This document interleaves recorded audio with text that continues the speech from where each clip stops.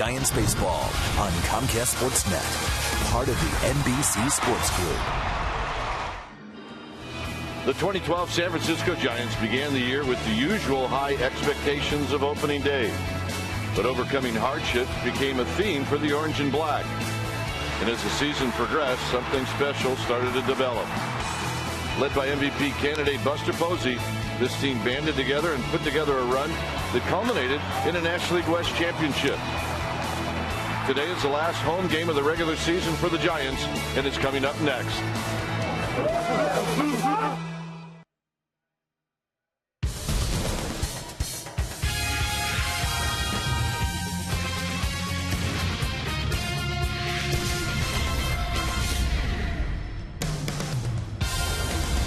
Day baseball here at AT&T Park as we wrap up this home regular season schedule, and it'll be game 3 of this 3-game series, Diamondbacks Giants. Hi again, everybody. I'm Dwayne Kuiper. Alongside me is Mike Krukow.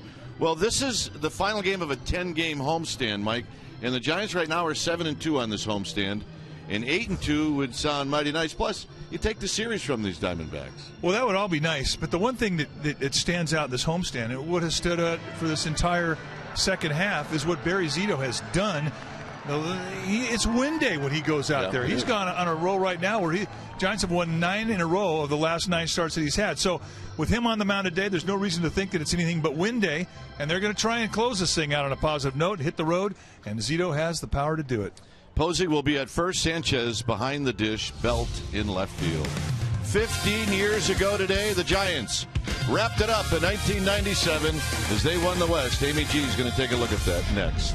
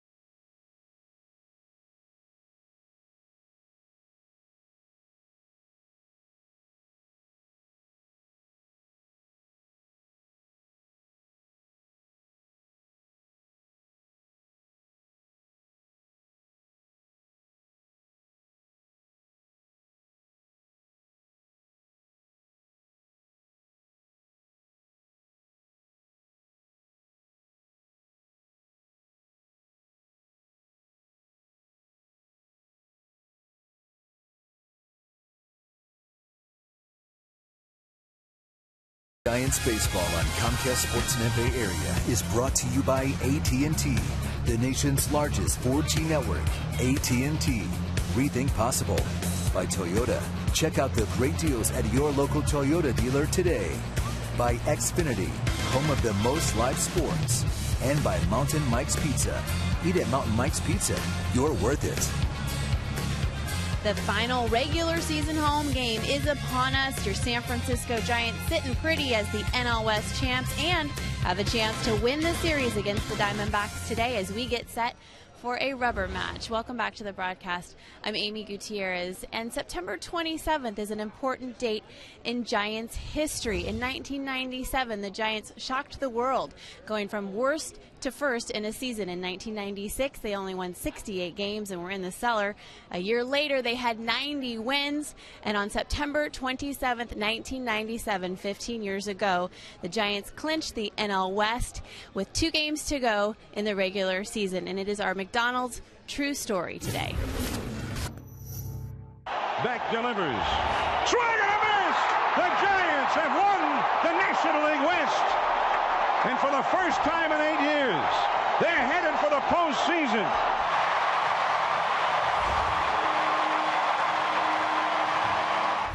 And that's our John Miller with the call. Exciting stuff. All right, let's get on to game action. Barry Zito will be on the hill for the Giants today. Kruk and Kipe will be back with first pitch and lineups. And after these messages, we're going to check in with our Comcast Sportsnet studio for an update.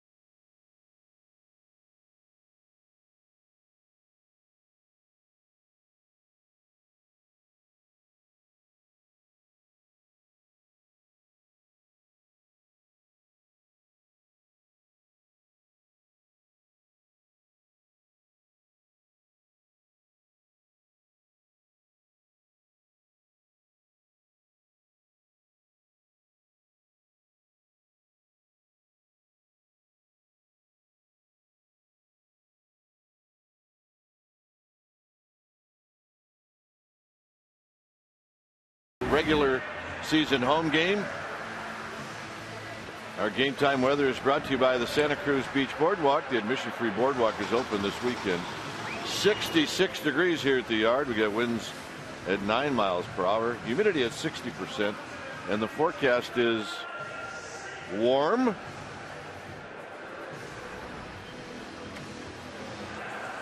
So a loose bunch. The San Francisco Giants team. Well, winning does that to you. So Barry Zito leads out this Giants team. Let's take a look at the lineup that Zito will be facing.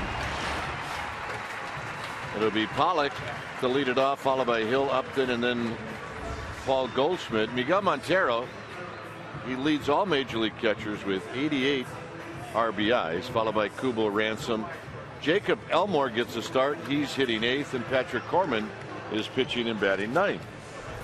On the hill today for the Giants will be Barry Zito. 31st time he's taken the ball. In those first 30 starts, well, Giants are 19-11, so he's going for his 20th victory in that regard. He's won 5 in a row personally. The team has won 9 in a row that he's gone out there. See his record, 13-8, 4.18 ERA against these Diamondbacks lifetime, 6-8 with a 5.01 ERA. He'll cut the ball. He'll throw a slider, a curveball, a changeup. Fastball will go between 84 and 88 miles per hour. And if you were to classify Zito as to what type of pitcher he is, you'd say he is a fly ball strikeout pitcher.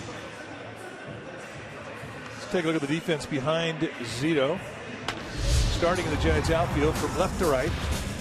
Brandon Belt will be anchored in left field, joined by Pagan and Pence at your outfield. Arias, Sandoval on the left side of the infield. Scudero and Posey on the right side. And Hector Sanchez will be in the squad, putting down the signs. Posey, when he's at first base, Giants are 18-9.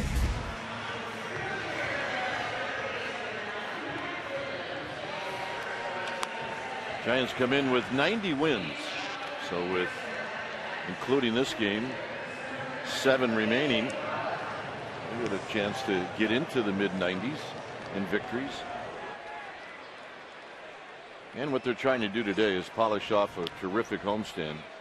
They're 7-2 so far.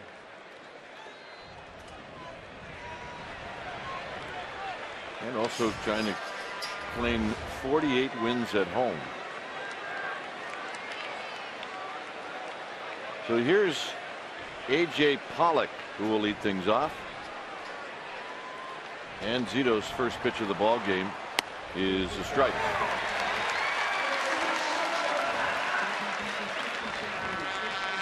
Tony Randazzo, the plate umpire, is more of a low ball umpire, but he has a pretty wide zone, especially to right-handed hitters, and he will look for strikes. Hit past Matt Williams down into the party center, and it's 0-2.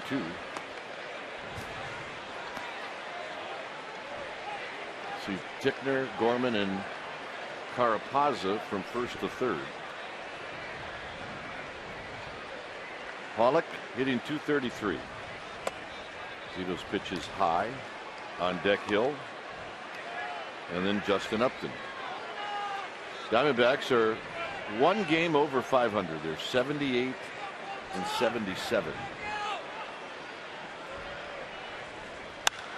Hit out into Triple's alley, and I don't believe anybody's going to catch this one on the fly.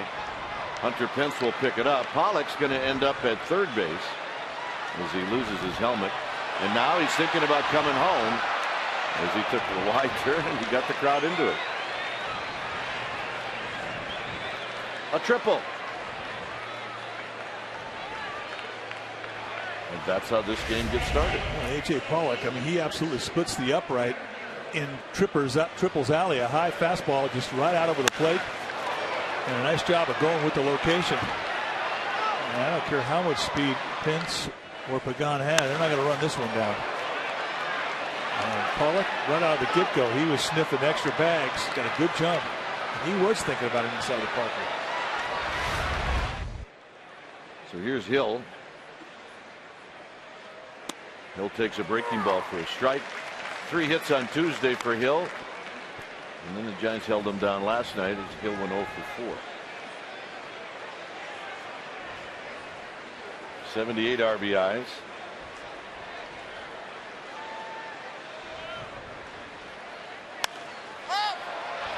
popped up. It's going to be Posey, and Buster Posey puts it away. That's better than a strikeout. I was going to say it's as good as, but you're right, fewer pitches. Well, when you're running so fast, you run out of your helmet. You know you have a pretty good gait going. And there's the wide turn. Had Arias come up and immediately thrown to third base, they'd have had him. But he looked, thought, too late. Here's Upton.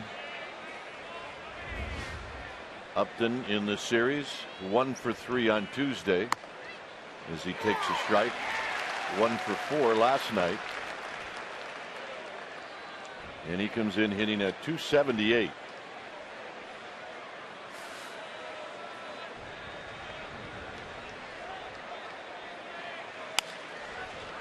And another pop-up. And Arias is going to put it away.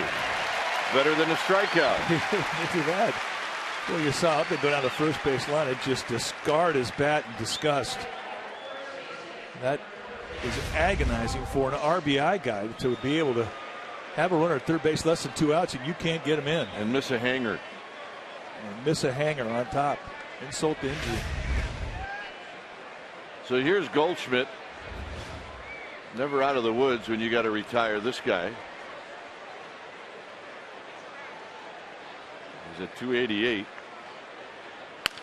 And he bounces this one foul.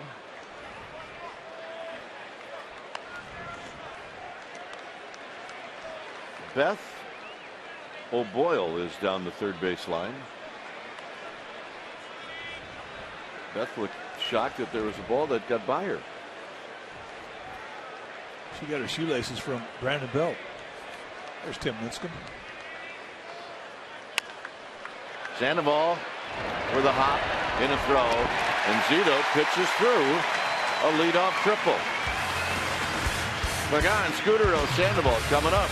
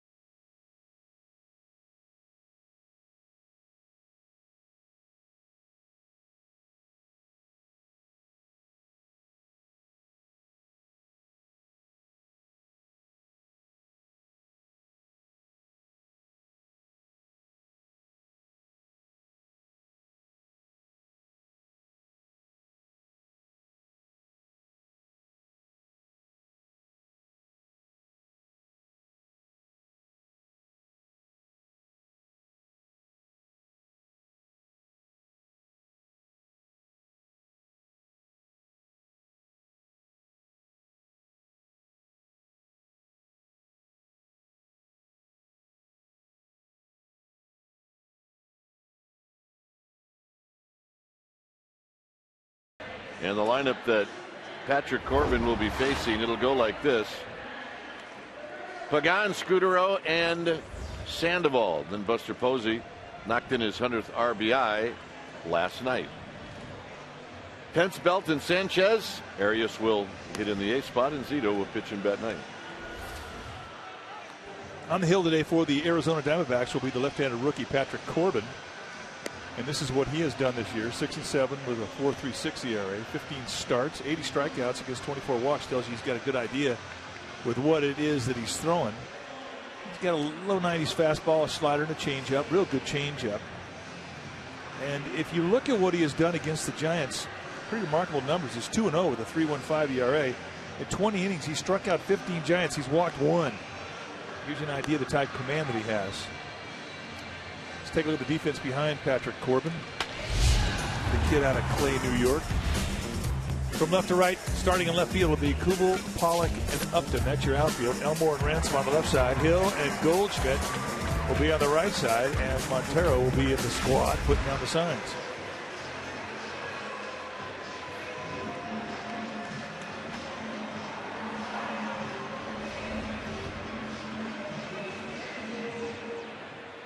So here's Pagan.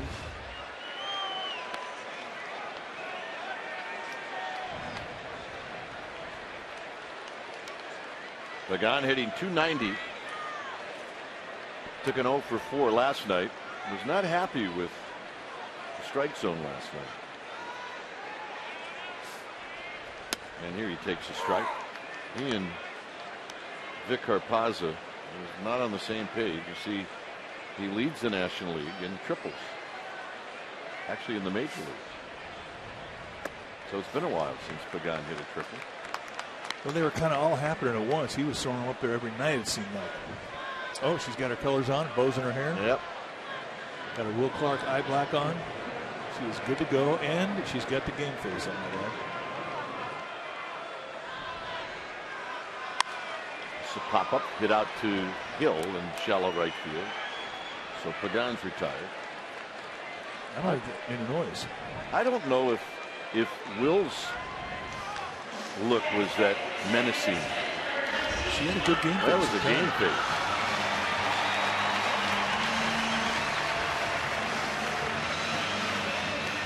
Look at that. She's ready for a ball. Yeah, that's the Noosley look that Nolan Ryan got back in 1986. Look at the camera. Oh, she's on TV. There's a pitch outside to Scudero.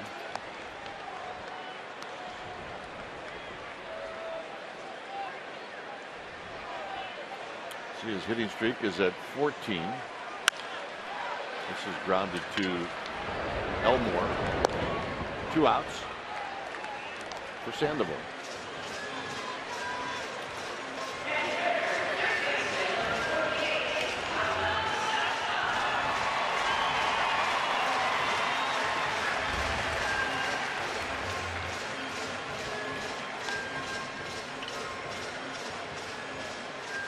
So here's Sandoval.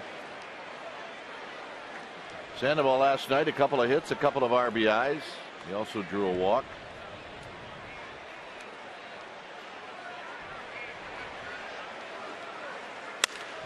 Breaks his bat. Gets this one to the right of Hill. Hill on to Goldschmidt in a nice inning for Patrick Corbin. Game face, nothing.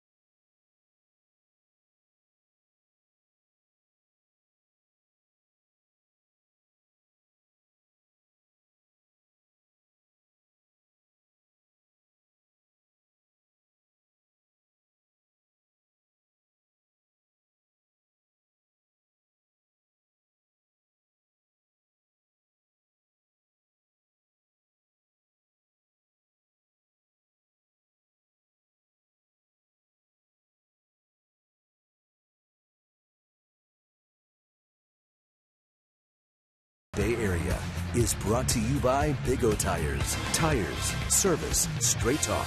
Big O Tires, the team you trust. Well, you want to be guaranteed tickets to possible possible. Of course, there'll be postseason games at AT&T Park. Check on deck for the 2013 season ticket plan with a $500 non-refundable deposit. You'll have guaranteed access to potential wild card and division playoff games in 2012. What do? You call 415-972 $22.98, and a very polite sales executive will explain how it all works. Here it's 0-0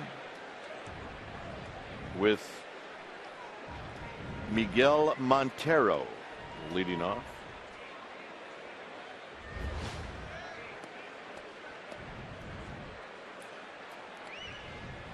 See, Montero's got a couple of hits in this series. He's 5 for 17 lifetime against Zito with 3 doubles.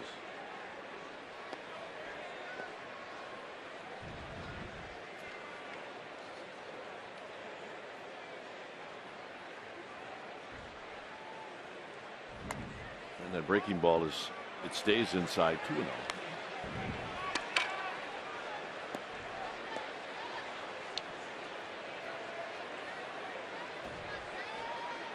Another left-handed hitter, Jason Kubel, on deck. Montero had count leverage, and he swung like it. He has swung through some fastballs. I mean, it happens this time of year. Catching is a position that will definitely wreak havoc with your swing when you get into August, September, and October. 2-2.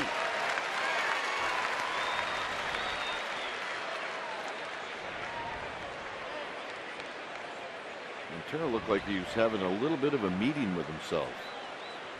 I wish we could record some of those conversations that the guys have between their ears in the batter's box or on the mound. Sandoval will give chase, but that'll be out of play. Especially when they swing through 285-mile-an-hour fastballs. And the best ones are when you have a guy like Zito or R.A. Dickey or Necro. Those are the best conversations. Yeah, they'll make guys talk to themselves aloud.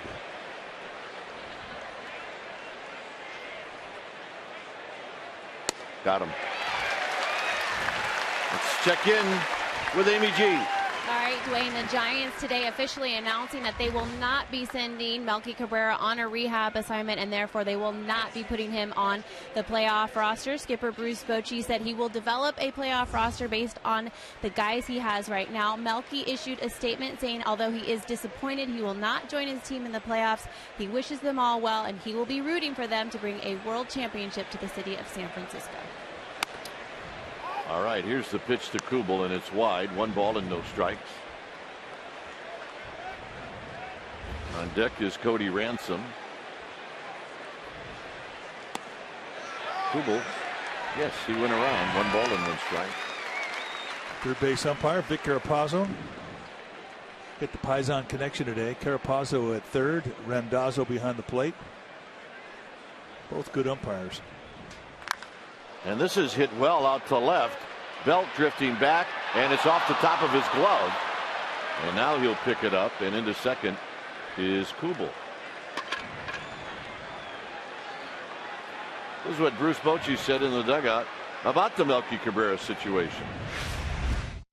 We have decided not to send Melky on a rehab assignment because we do not intend to add him to any playoff roster. We have informed Melky's agent and let them know. They understand, but I just like the way this club has played down the stretch and moved on. So we're going to move forward without Melky. So that was Bruce Bochy a couple hours before the ball game. And here's Cody Ransom, who takes a strike. So for a lot of reasons, the Giants make the announcement. One of the reasons is just to avoid the distraction of having to talk about it anymore in the clubhouse. And that's the one thing that Bruce Bochy worries about the most in the clubhouse. Well, that's what you have to worry about the most. I mean, chemistry, you work so hard all year long to develop it. When you have it, you don't want to have something that's going to come in and dilute it. And it's a horrible situation because of the kind of guy that Melky is. A lot of friends in this club. But I think it's the best decision. Ransom takes down low. It's 1-2.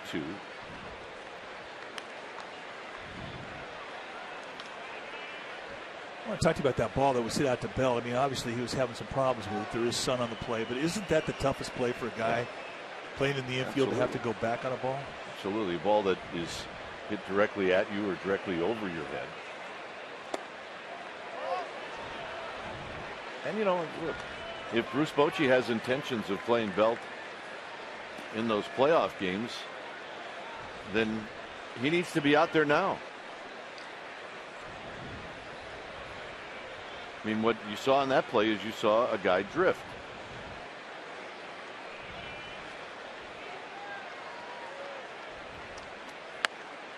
Ransom went 0-2 to 3-2. He threw a great 1-2 curveball. Here he throws a great slider, just missing on the outside corner. So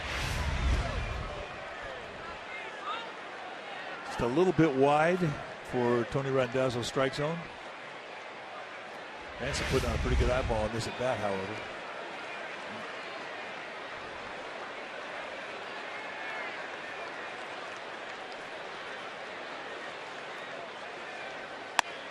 And the walk. Let's take a look at that play that was hit out to Brandon Belt. Opposite field blast, and he kind of drifts like you're talking about. And once you drift, the play becomes a little weird. Yeah, you want to stay away from weird. Well, and in this ballpark too, I mean, you get carried to left field, you get carried to center field. And line drives, low line drives, they can be very deceptive.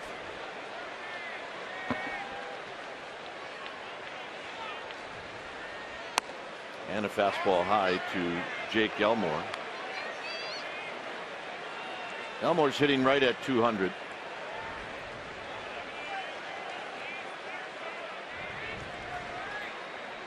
Elmore has 12 hits and 60 at bats. This into center field. Pagan got a little bit of a late jump, but he makes up for that with his speed. 2 outs.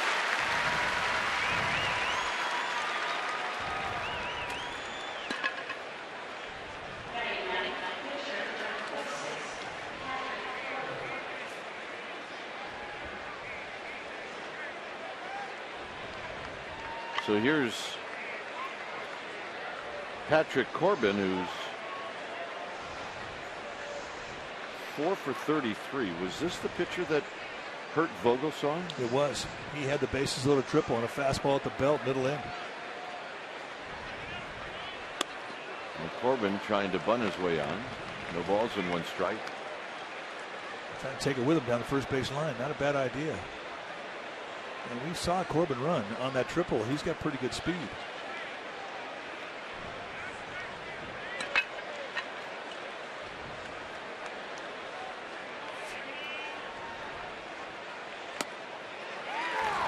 Takes a strike.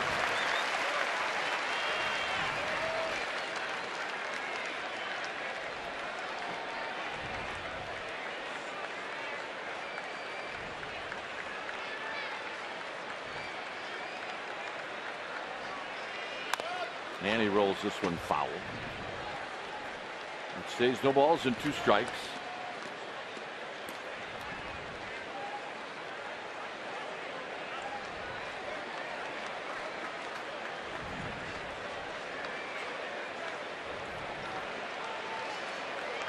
Kubel at second. Ransom at first. And that'll end the inning. The old equalizer. Buster Posey's going to lead things off. Posey hitting at 331. Posey to lead it off. 0-0.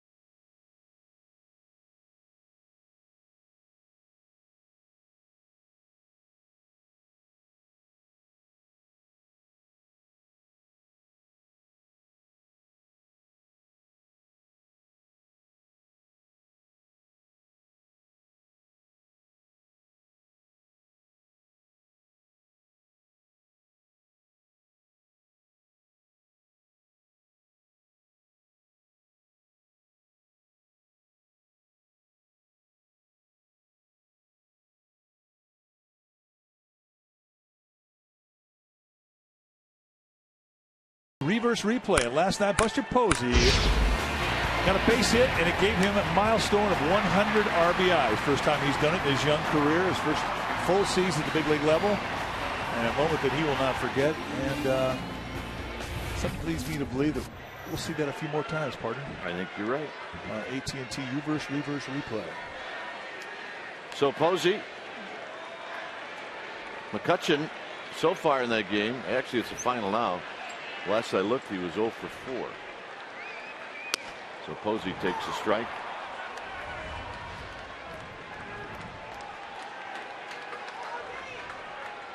Pence to follow. Into center field, and this one's going to get down. Posey hit on top of that ball, and it just had the downward bite to it. A.J. Pollock did not get off on a good step. I mean, center fielders tell you that ball's got to be caught. You can watch his step right off the crack of the bat. He freezes, holds his position, and then by then it's too late. As you watch our Exmo, it's brought to you by your local Toyota dealer. Perfect balance, and it always looks to perfection when they use the middle of the field. So as of now, he takes the lead. Here's Pence. Pence, it's a high drive to left. Kubel back, looking up, out of here. Hunter Pence, home run number 22, 2-0 Giants.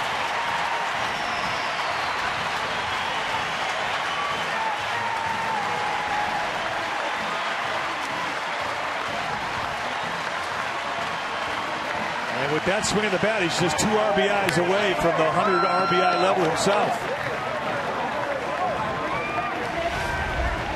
Corbin tries to get ahead with a challenge fastball at the belt, and Hunter Pence says, "Thank you very much." And that thing stayed hit for a while.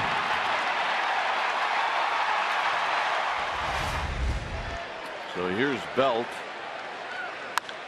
Belt's got a base hit to right. And Belt's coming off a 3-hit game last night, so he's aboard.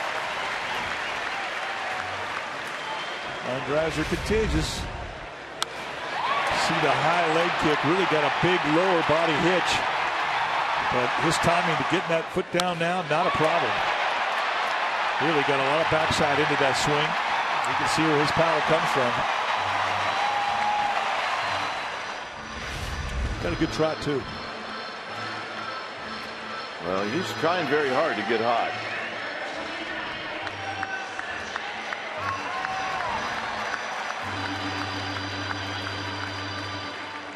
Yeah, 4 pitches, 3 hits this inning. You see the RBI total for Pence. That's a career high.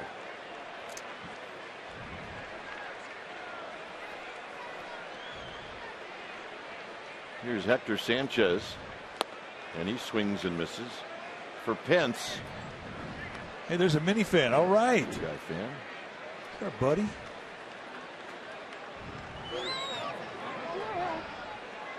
Pence now with the Giants, Mike. 39 RBIs.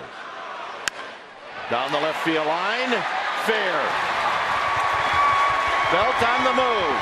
Belt being waved in. Belt is going to score.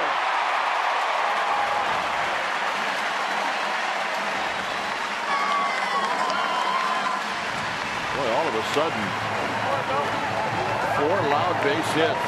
Bang, bang, bang, bang. And this was not a hanger either. I mean, not a lot of lower body, just gets himself in position, uses his hands, and just rifles it down the left field line. And once it got in the line, down the line, it kind of bounced around a little bit. Kubel could not get it initially, and Tim Flannery, with tremendous instincts, does not hesitate to send home Brandon Belt.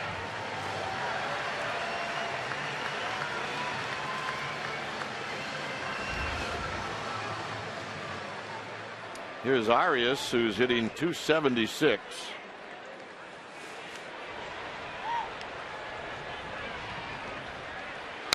And he fouls this one back. It's at the point, Mike, when you see all these base hits, if you're Charlie Nagy, you want Corbin maybe not to throw it in the strike zone. It's not a bad time to get effectively wild.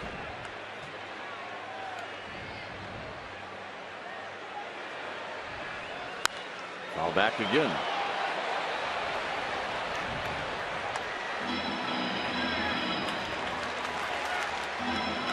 So it's 0-2 to Arias.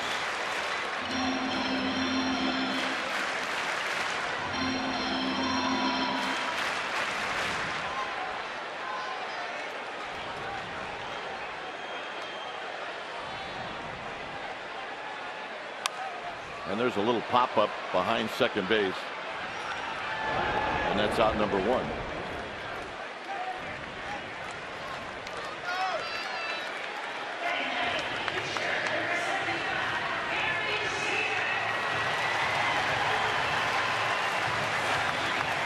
Hunter Pence locked in a gaze, thinking about that swing, thinking about the mechanics, reliving it. Get that thing etched into your mind, that feel.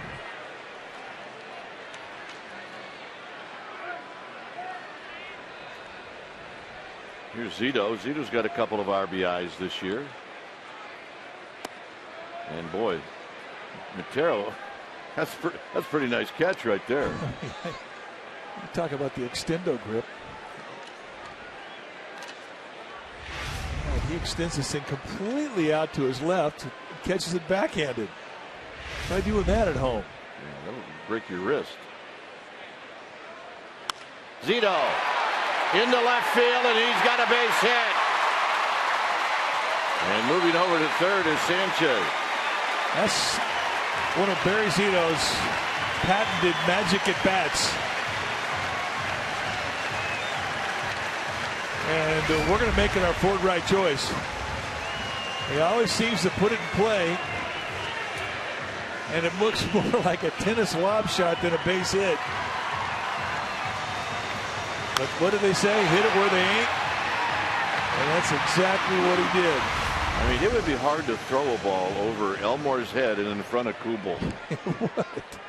As shallow as Kubel was playing. So here's Pagan with Sanchez at third and Zito at first. 5 hits in the inning. And that's going to go to the backstop.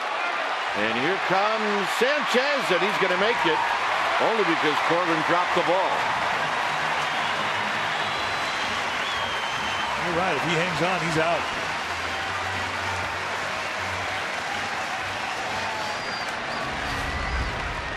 They're going to rule it a pass ball. I don't know how you can do that. It almost hit Pagan, and there you see. I mean, Corbin got there plenty of time. Ball cuts away. Well, yep. I could see the pass ball. So Zito now at second. Ball really sailed on Montero. 1 ball and 1 strike to Pagan.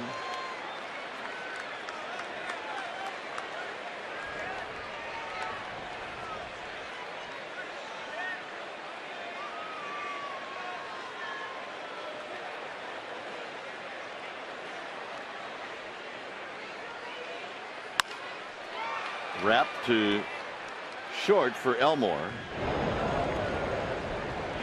All right, time for Subway. Eat fresh, ask Kruk and Kite. Mike from San Rafael wants to ask Kruk, who is the best catcher you played with, and who would you have liked to have caught you? Oh, Bob Brenly. And I was really fortunate. I've really played with some great catchers. But Bob Brenly was the best I ever threw to. And a great framer, called a tremendous game. But he would work an umpire as good as anybody I ever saw. He would get more pitches for his pitchers, and really with zero concern for how they were going to affect his own at bat. Here's Scudero, who takes low. His whole agenda when that game started was to get stuff for his pitcher, make his pitcher better.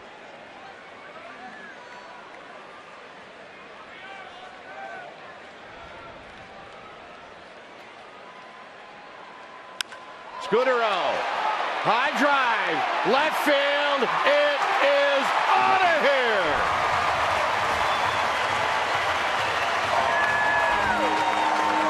Home run number 7 from Marco Scudero. Holy smokes. Also extends his hitting streak.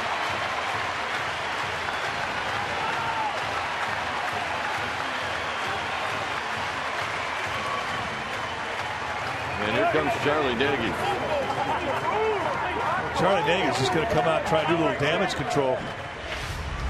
Patrick Corbin not used to getting hit like this. Just a get it in slider, trying to get a strike early. And the Giants are just torching those challenge strikes early in the count. Stay hard, Marco Scutero, RBI number 70 and 71. And how many RBIs has he had since he's joined the club? All right, let's check. I'm my own stats guy here. Last name? Scutero. Scutero. S. Giants? C.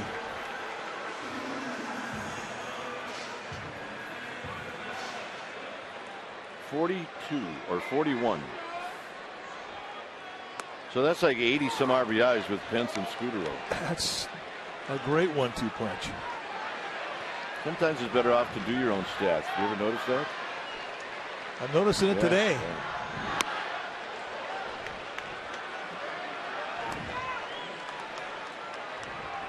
41 in 56 games. At least you know your numbers are close to being correct when you do it yourself. Sandoval on the ground. Elmore, side retired. 9 men to the plate. Bye-bye, baby, twice. Pence. And Scutero. Bye-bye, baby. 6-0 Giants.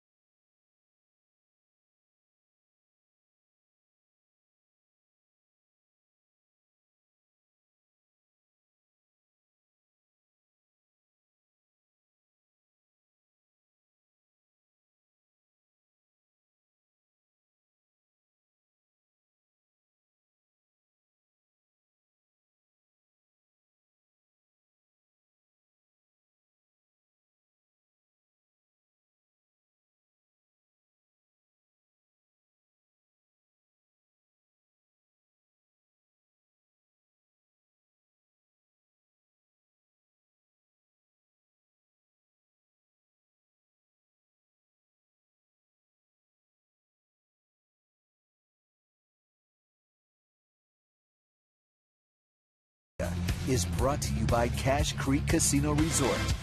Rockin' Cache Creek. Win a chance to play the Red Hot Zone. Visit cachecreek.com for details. Giants with a 6 spot in the bottom of the second. So here's the third, and the first pitch to Pollock is inside. Oh yeah, they get their signs on. For the Giants' birthday. Happy birthday, Meat. There's a strike.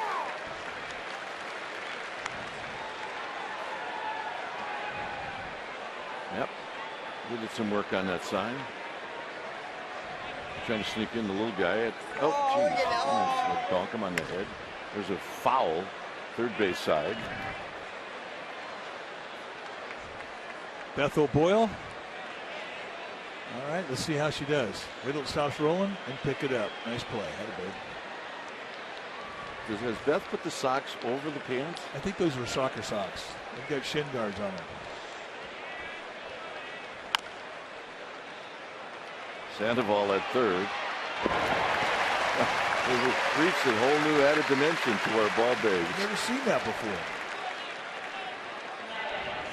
Yeah, we had a future ball dude run the camera. Look at that head. Well, he's a personal hero of all of ours. Benny, a cancer survivor. And every year he has a golf tournament. Harding Park. In fact, this year I think it's going to be November 5th. And all the proceeds go to the cancer waiting rooms around the Bay Area to improve their sound systems. When cancer victims go in to get their chemotherapy. So if you're interested, sign up at Dave Binzer's Torture Center Foundation on Facebook. And join us out there at Harding Park. Yeah. Kuip and I'll be there November 5th. We played last year. There's a check swing roller to Sandoval. Hill's going to be retired. We had a lot of fun. Once we were leading the tournament, we were informed that we couldn't win the tournament. Yeah, we're not real happy about that, but that's kind of how Benny works. Yeah, we will change the rules this year. Otherwise, we're not going. Posey for MVP. He's got my vote.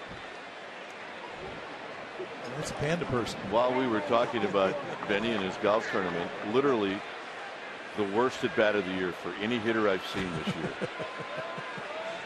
and Aaron Hill would not disagree with that. I mean, of all the things that happen, when you're on the mound and a guy has it at bat, he'll pop it up, he'll swing and strike out. But when he does this, the things that they say running down the first base line, it makes me really, really miss pitching. And that's hooked foul.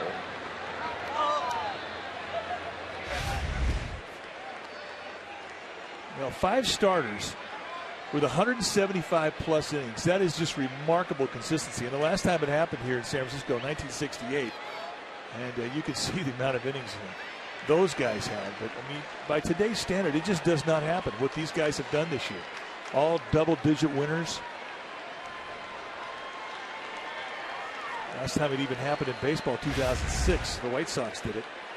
So congratulations to Dave Righetti and his staff. This has got some weird spin on it, and Arias will stay with it, and that'll end the inning. So 3 ground balls for Zito. Giants coming up.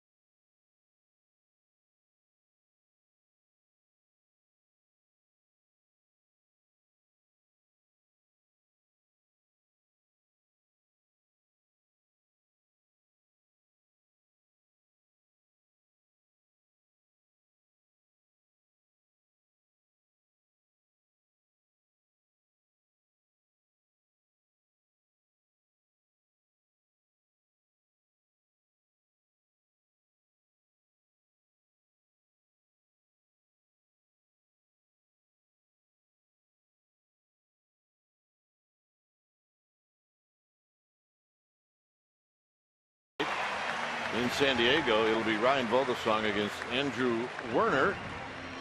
See 6 starts for Werner. This will be the 30th start for Vogelsong. Coverage will begin at 6:30 for Giants Pregame Live, and then we'll bring you game 1 of the series against the Pods. And that's our Chevron pitching matchup. So here's Buster Posey. Posey takes a strike. He singled to open up the 2nd inning.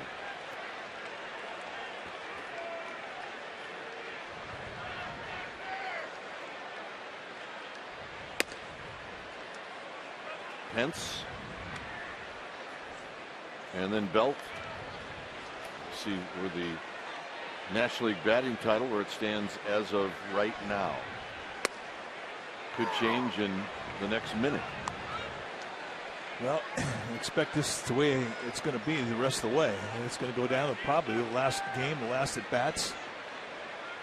It will be an exciting race. Outside to Posey, 2-2.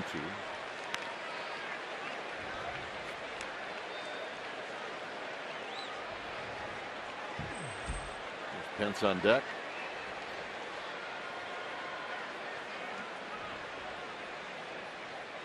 Posey pops this one up. Shallow right field. Hill is going to give way to nobody. And Buster Posey's got a base hit. Wow.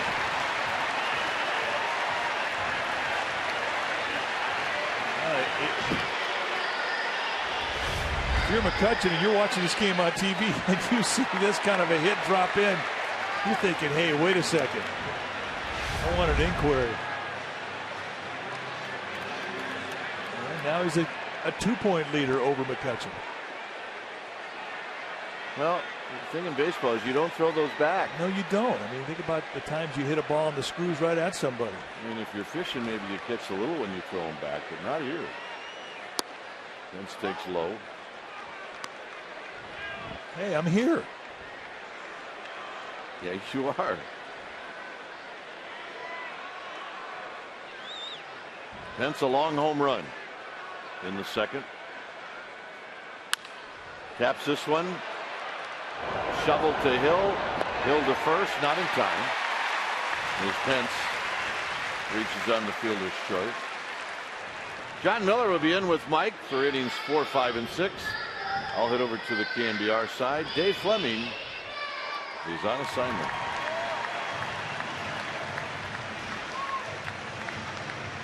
Up north somewhere. He is up north, way up north. I don't know if he's camping or I don't know, but it is up north. I know that. Golf? No. No? He's working. Yeah, he's working. Okay. Here's Belt. Belt bounces this one to Goldschmidt. There's one. Corbin not in time. There's Belt beats it out. Well, to commemorate the San Francisco Giants 2012 National League West Championship, be sure to check out one of the 8 Bay area Giants dugout stores for an assortment of championship merchandise. Or you can call 1-877-5-GIANTS to purchase the locker room t-shirt and cap by mail. All mail orders shipped within the continental U.S. will be shipped for free. The Giants dugout store is the official team store of your San Francisco Giants, and it is a must-see. The stuff they've got in there now it's awesome. It's like a candy store. Here's Hector Sanchez. See, all the Giants made a visit to the dugout store on this homestand. Look what they came away with. Yeah, the postseason sweatshirts. That's the sweatshirt you want to wear if you're a player.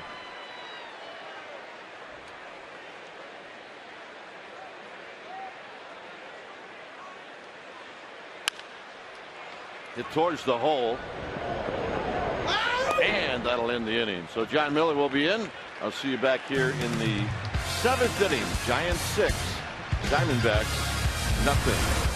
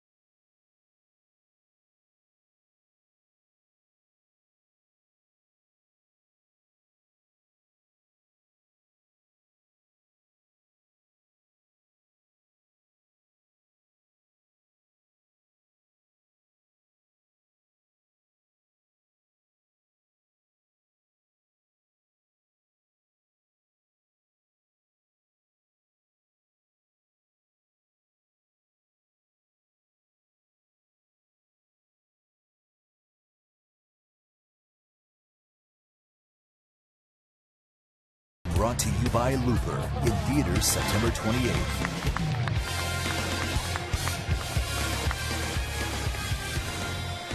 Six nothing Giants. We're in the top of the fourth inning, and now joining us in the booth, John Miller. Welcome, Kahuna.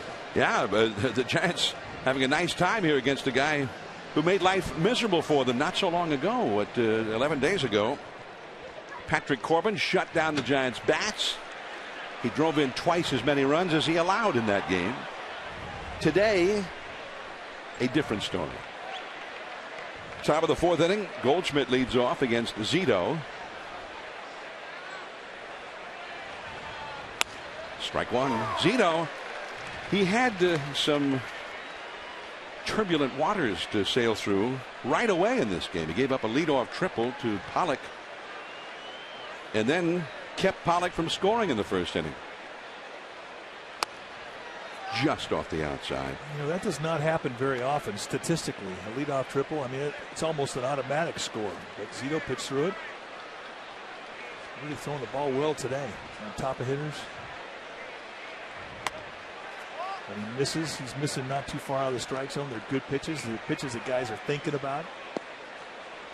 Really nice command, nice feel of all of the pitches that he throws. 2 balls and a strike. And 2-2. The second inning with 1 out, he gave up a double to Kubel and then a walk to Ransom. So again, he was in a jam and got through it. The D-backs were 0 for 5 in those 2 innings with runners in scoring position against Zito. And the cutter is too high. Full count, 3-2. Meanwhile, after the Giants put 6 on the board on his behalf in the second inning, he retired the top of the D-backs order in order in the third inning on 9 pitches, the shutdown inning. Base hit for Goldschmidt. Goldschmidt was very patient in making that happen. Giants out in front 6-0. I'm John Miller with Mike Krukow, Dwayne Kuiper over on the radio side now. And of course today the headlines out of this ballpark won't have to do so much with the ball game, but the Giants announcement ahead of time that Melky Cabrera will not be sent out on a rehab assignment in anticipation of possibly being activated sometime in the second round of the postseason. If the Giants were to win the first round, there was the possibility of the suspension ending and Melky being available to them in the league championship series. They said that's not going to happen, so they're not going to send him out. And there were a lot of things that went into that decision. But one thing I think that has not been mentioned and should be is there's a very practical consideration. Montero with a count of 0-2. He struck out his first time. Let's say the Giants did win that first round series, the best of 5, and they swept it. Well, Melky would not be available until game 3 of the league championship series. In that case, or let's say they won it and it took 4 games, he would not be available until game 2. And it's not like you can replace him. That if you wanted him activated, you would have to play a man short until he was eligible to play. So. Meanwhile, he would have been on a rehab assignment for several weeks in anticipation of something happening that might never happen anyway. And the Giants still felt that how would they be able to predict what kind of shape he'd be in terms of his timing, his hitting, and all that kind of stuff. Because the only place for him, with the minor league seasons being long over for the year, is the instructional league in Arizona. Well, from a pure baseball sense, the point you just make is one where you're asking a lot out of a player to go try and get his skills back and hone them back to where you can apply them in postseason play by playing in the instructional league. It's just, I mean, it's not realistic. Montero, left field, Brandon Belt, drifting on it near the warning track. Montero, out number 1. That ball carried well to the opposite field. 1 out, Goldschmidt still at first. But the other thing is in regards to chemistry. You start to forge forward as a team, and you come together as a team, and you go into a playoff situation. You're going to get confronted by a ton of media, and you do not want to create a negative topic that is going to be talked about over the accomplishment of a team. And that's exactly what would happen, and it would dilute from the chemistry. And that, I think, has everything to do with the decision. Look, Melky Cabrera is a good guy. I mean, he's an excellent player. He made contribution to this team. He made a mistake, and he's paid for his crime. Here's Kubel, and that's inside for ball one. And I wish him nothing but the best. It's not unforeseen to think that he may be back here next year. I mean, all kinds of things could happen yet. But in regards to this season, it's just not the time. And the Giants made that decision and made it clear today. Kubel hit a double his first time, and he takes a called strike from Zito. 1 ball, 1 strike. But I think that when I asked Bruce Bochy about the decision, that was where he spent the most time sort of illustrating all the thought processes that went into the decision. Is that the team, constituted as it is after the suspension, has done so well, and there's such a good feeling in the clubhouse. And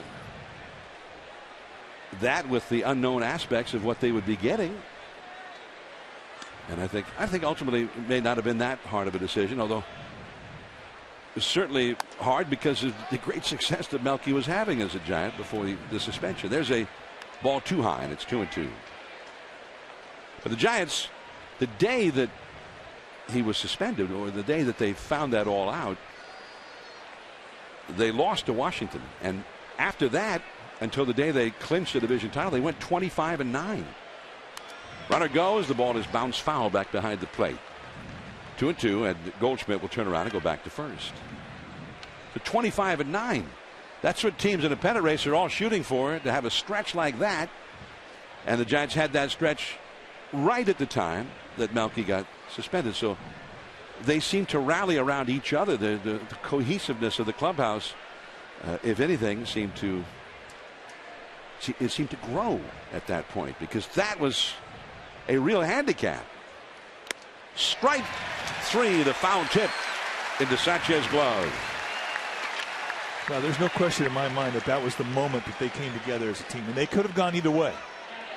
They could have completely split the clubhouse. It could have just disrupted this team in a lot of different ways. And Bruce Bochy held them together, and it really was a much stronger team that came out to the field the day after they heard the news. They heard the news going into a day, and they heard it late. They lost that game. They came back after that bombshell had hit them, and that was it. They were a different team, and they've been that team ever since. Cody Ransom now walked his first time. 2 down, Goldschmidt at first, and that is ball 1. And this is what they were losing when Cabrera walked out the door. He was first in hits, first in multi-hit games. He'd scored 84 runs. That led the league. He's hitting 346, second in the league, 10 triples, 390 on base percentage, and yet they overcame it. They overcame it with contribution from Marco Scudero, Angel Pagan, Hunter Pence. Guys just stepped up. Joaquin Arias. And Brandon Bell, who's hitting 335 since the 1st of August. Go Giants! There's no one guy. Of course, Buster Posey has just been uniformly spectacular ever since the All-Star break. And if anything, he elevated it a little bit after the suspension, too. Indeed. And in Crawford. If you're going to win a championship, you have to have great years from guys. And it's happened here. 1 ball, no strikes. There goes the runner. Sanchez throws. Oh, beautiful throw, but just a split second late. Goldschmidt, tough to throw out. He picks his spots well. 17 steals in 20 tries now. One of the surprising things, I mean, if you look at Goldschmidt, the way he swings the bat and moves around the infield, you're thinking, no, he's not a base stealer, but he is. And he's got a chance this year to go 20-20, 20 home runs and 20 stolen bases. That's stolen base number 17. He's got 19 big flies. 1 ball, 1 strike to Ransom. Now the D-backs with a runner in scoring position.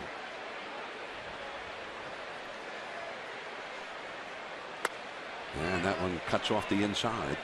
2-1. Zito so far has been excellent, but he's been, if anything, even better once there were runners on base. That's when he really has stepped it up. He's got a 6-0 lead.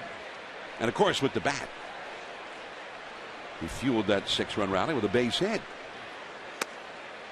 on the outside corner. And that one, Randazzo thought about it a moment. 2-2. On the out-of-town scoreboard, big game in Texas. The Rangers have a 9-7 lead over Oakland going to the last of the 8th inning down there. Oakland just scored 3 in the 8th inning, though.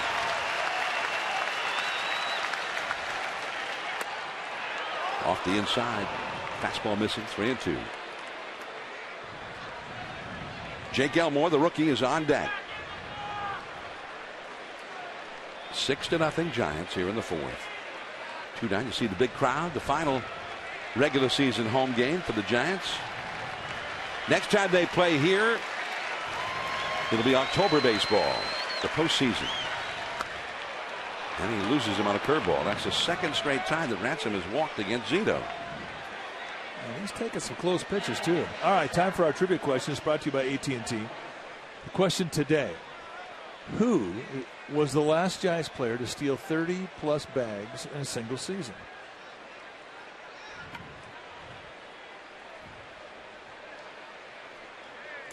Angel Pagan, of course, has a shot at that this year. He got 28 steals so far. Elmore, the rookie, just recently up for the minors, takes ball 1. He flied out to shallow center his first time. The pitcher, Corbin, is due up next, and very quickly the D-backs are getting the bullpen ready. A right-hander has started throwing. 2 on, 2 out. And out of play off to the right.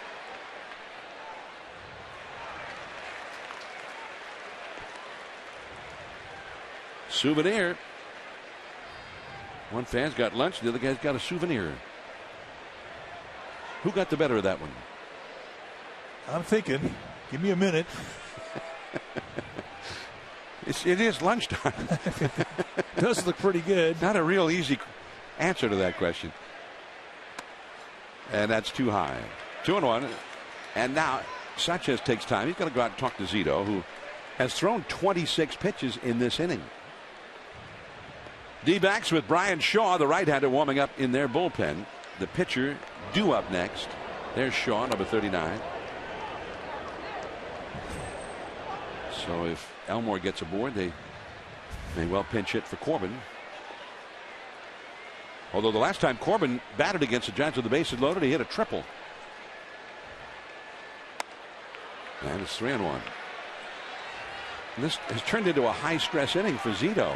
Just all of a sudden, he had the 9-pitch third inning, but now 27 pitches in the 4th inning, and almost all of them in the stretch after Goldschmidt led off the inning with a single. It's a walk, 2 straight walks, and they are loaded now. Corbin is going to go back into the dugout, and it looks like Chris Young may be the guy who's come out. Yeah, he's a very important card. And you notice that the Giants waited to see who was going to come out of that dugout before Dave Righetti was going to go out and talk to Barry Zito. And I'm sure Zito knows how to pitch to Young, but Righetti's going to go over and give him a little 3-pitch plan here. Paint something positive in his mind.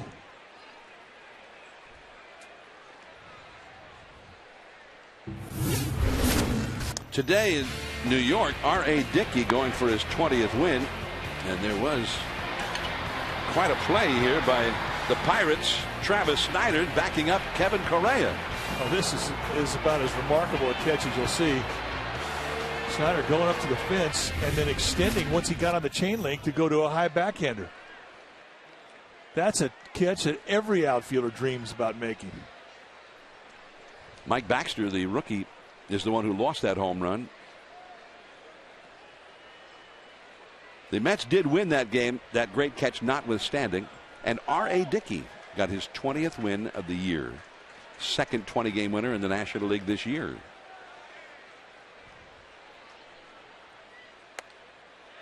Just missing to Young, powerful right-handed hitter. Remember Young in the game here back on September the 4th. The last time the D-backs were in town, I think it was, what was it, a quad muscle that he pulled or a hamstring that on his way up the first baseline. And he's only made one start since then. A bloop. Posey can't get there, not high enough off the ground. 1 ball, 1 strike. That might be Chris Young's worst swing he's ever taken. You don't think that's what he intended? No, I'm not really sure what that was. I mean, you can see it at a 2-strike count every once in a while, but if you're on a count 1-0 and you do this, whoop, what is that? Hunter Pence in the on-deck circle, knocked down 7-iron. So Pence, he works on that on the on-deck circle, and just in case he needs to hit one softly. It's all making sense to me now. 1-1 the count. Curveball. Here's Belt. No, falls in front of him, and that's a 2-run single. But Chris Young didn't hit that one well either. And this has turned into the never-ending inning for Zito. That was his 31st pitch of the inning. Big slow curveball, not anywhere near the sweet spot, kind of up the bat towards the label. And not enough fly ball to get to Belt. So one more swing like that, they're really back in this game. Still early in the game, only the 4th inning. Elmore at second, Young at first, and the leadoff man A.J. Pollock, who had a very strong year in AAA for Reno. Pablo over from third, the flip to Scutaro for the force out on Young, and just like that, the inning is over. 7-2 Giants. Last of the 4th coming up.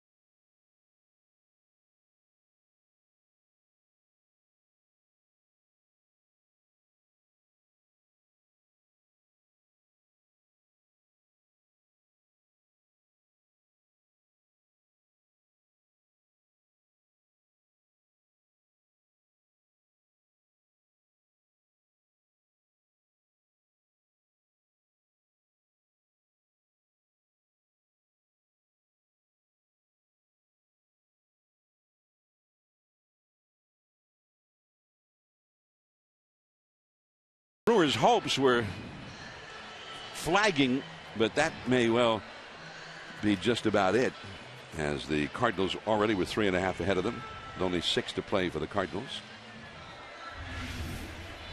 New pitcher Brian Shaw in for Arizona. When it's time for a change, think Speedy Oil Change and Tune-Up. Your oil change, tune-up, and smog experts. See the number for Brian Shaw, 62nd time he's come in. He's had a solid season. A lot of cut fastballs, low to mid-90s. A couple other pitches, but you don't ever think about them when you're hitting off them. You're going to go up there and look for one thing. You're going to look for cut, high velocity cut. 6-2 the score. I may have said 7-2. Wishful thinking, I guess. 6-2 Giants. A 6-run second inning. All of those runs charged to Corbin. 6 runs, 7 hits. Corbin did not last very long. The count now is 2-1. You can't say that he got overworked, though. He threw only 35 pitches. You don't see very often that much going on against a guy who threw very few pitches. ARI has popped up his first time. There's that cutter off the outside. 3-1. Zito on deck. 6-run second inning, including two-run homers. Pence and Scutaro both went deep. Hector Sanchez doubled home a run in the rally. 1 run scored on a pass ball. That one is trailing back into the crowd near the bullpen. The visitors' bullpen. 3-2. It has been a Giant season. The Giants won 90 games, 7 to go, including this one, and they're leading in this one 6-2.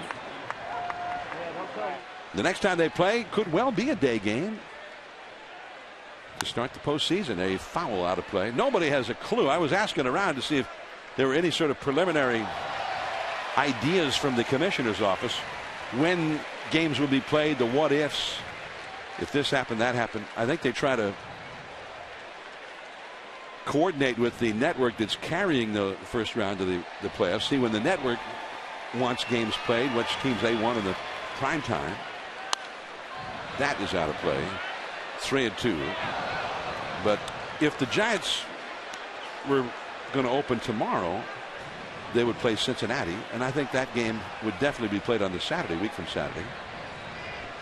And depending on the other game in the American League, if it featured the Yankees, for instance, I'm sure the network would want the Yankees in prime time. The Giants would have a day game. Popped up foul and back out of play. Now that's just me talking. I don't even know if even the commissioner's office has thought it that far in advance, because the American League is just wide open right now. Anything could still happen in the American League. Eric Nadel, the excellent Texas broadcaster, I talked to him yesterday. He says, you know, we have all these games with Oakland. We could knock them entirely out of the wild card, or they could knock us into the wild card. Hit sharply, but Elmore, and there is one away. Let's go downstairs. Here's Amy G. All right, John. Buster Posey reaching a major milestone last night, knocking in his 100th run on the season. The last Giants player to do so, Barry Bonds, back in 2004, who had 101 RBIs on that season. Buster said it was a good feeling, but he quickly turned it on to his team, thanking them and saying he can't do it unless the guys get on base. And quite simply, that's what they've done for him all season long. Hunter Pence is hot on Buster's heels. The fans love it. With Hunter's 2-run shot in the second inning today, he's now at 98 RBI on the season. John? Yeah, they could have 2 100 RBI guys. In fact, Pence will be extremely disappointed, and Giants fans too, if Hunter doesn't reach 100. He needs only the 2 more, as Amy said. Thank you, Amy. And I said, let's go down to Amy, but she wasn't down there. She's out there on the arcade somewhere. She gets around. She's hard to find. Shaw snares it, and Zito retired. 2 down here in the 4th. Well, this is the time of year you do not want to be traveling secretary. Brett Alexander, the director of travel for the Giants, has gone through 100 different scenarios in his own mind.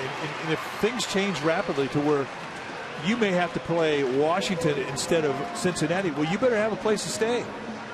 And, you kind of have to really have a good relationship with a lot of hotels around the country. And that's sort of where Brett Alexander is right now. Coordinate flights and rooms. It's tough. Here's Pagan. He bunts at it, but fouls it. Strike 1. Pagan has popped to second, grounded to short. 0 for 2. 6-2 Giants, last of the 4th. 2 down. Well, Eric Nadel of the Rangers was saying next week the Rangers finish their season here with Oakland. Right now, Oakland would be playing that wild card game. And he said there was one thought that the Rangers might just stay in Oakland, because then they might then have to turn around and open the division series in Oakland. That is a fair ball. The Karen to Upton, who's got a great arm. Not in time. The speedy Pagan beat the throw. Another extra base hit for Angel Pagan. Well, he just spinned on this cutter. You're throwing a cutter to a lefty. You want to throw right at the belt. That one laid out a little bit out over the plate. Nice job of staying inside it from Pregame. And once he saw that thing go down the line, he knew it was extra bags. 36 double for Pregame, plus 15 triples and 8 home runs. As you see the dive by Goldschmidt, he did everything he could. I always thought that was the coolest thing when I was a little kid. The pop-up slide.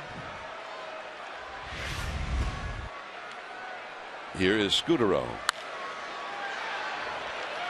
Quickly covering up Hill. The inning is over. 1 hit, 1 left. 5th inning now. Hill, Upton, and Goldschmidt. Power hitters coming up. 6-2 Giants.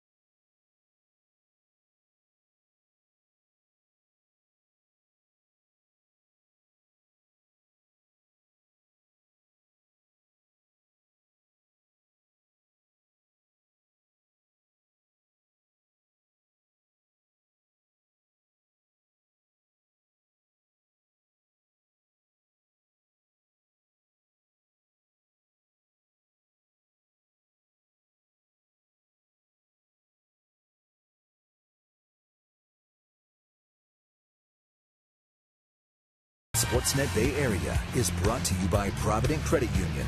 Provident Credit Union's Super Reward Checking is better than free. They pay you.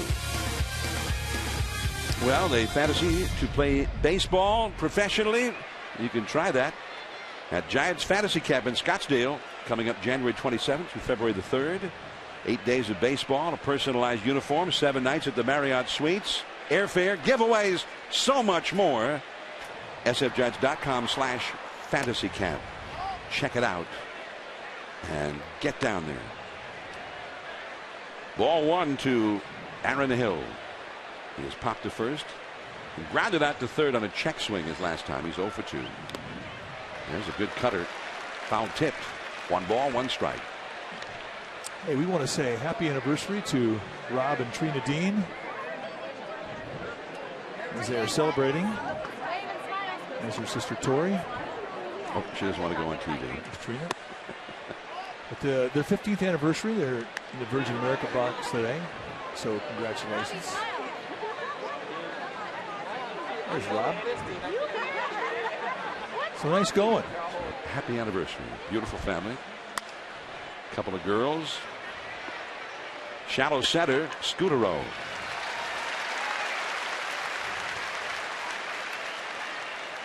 They're not girls anymore. They're beautiful young ladies. Yeah. Both married. Trina with 2 children, 2 girls, Madison and Mackenzie. So they're having fun down there celebrating. Although I didn't see the girls with them. They're at school. If they take any days off now, it'll be for playoff games. So they're in the Virgin America party suite down there near the foul pole. They are. That's a good place, too. Pablo Sandoval at third, shading the eyes with the glove. Again, and he makes the catch. 2 down. Well, as Upton heads back to the Diamondback bench, what do you say we ask and answer our trivia question? It's brought to you by AT&T. The question today, who was the last Giants player to steal 30-plus bags in a season? Survey said Well, Dave Roberts did it 2007. Roberts was just here. Now he's coaching first base with the San Diego Padres. We'll see him tomorrow night. Tomorrow night. Petco Park. One of the more popular Giants players when he played. He may have the most famous single steal, at least in Boston Red Sox history, if not the whole history of the game, for one steal that helped turn their apparently lost 2004 season completely around. He stole second against Mariano Rivera, down by a run in the 9th inning of Game 4. They were down 3-0. And Bill Miller, a former Giant, singled him home, tied the game. They wanted an extra inning, stay alive, and they never lost again in that postseason. Pretty remarkable story. But I remember when the Giants went back to play the Red Sox in Boston, the response he got when they introduced him. Standing ovation before he had his first at bat. That's the inning. A quick, quiet inning. Happy anniversary. Trina on the left, Torrey on the right. The sisters.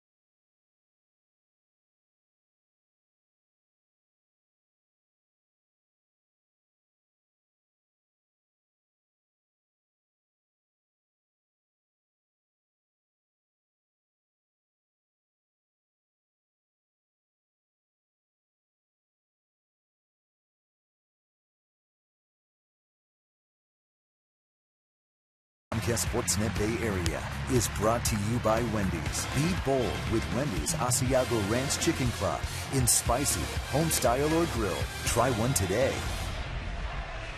Well, check out Chronicle Live today, presented by Farmers at 5 p.m. right here at Comcast Sportsnet Bay Area. Jim Cozumore will host Chronicle Live, and it is the Bay Area's hottest ticket in sports talk today. They're going to have, Carlos Rogers, 49ers cornerback will be there. Victor Conti, the Valco president, and Marty Lurie. Baseball Marty will be there of KNBR 680 fame.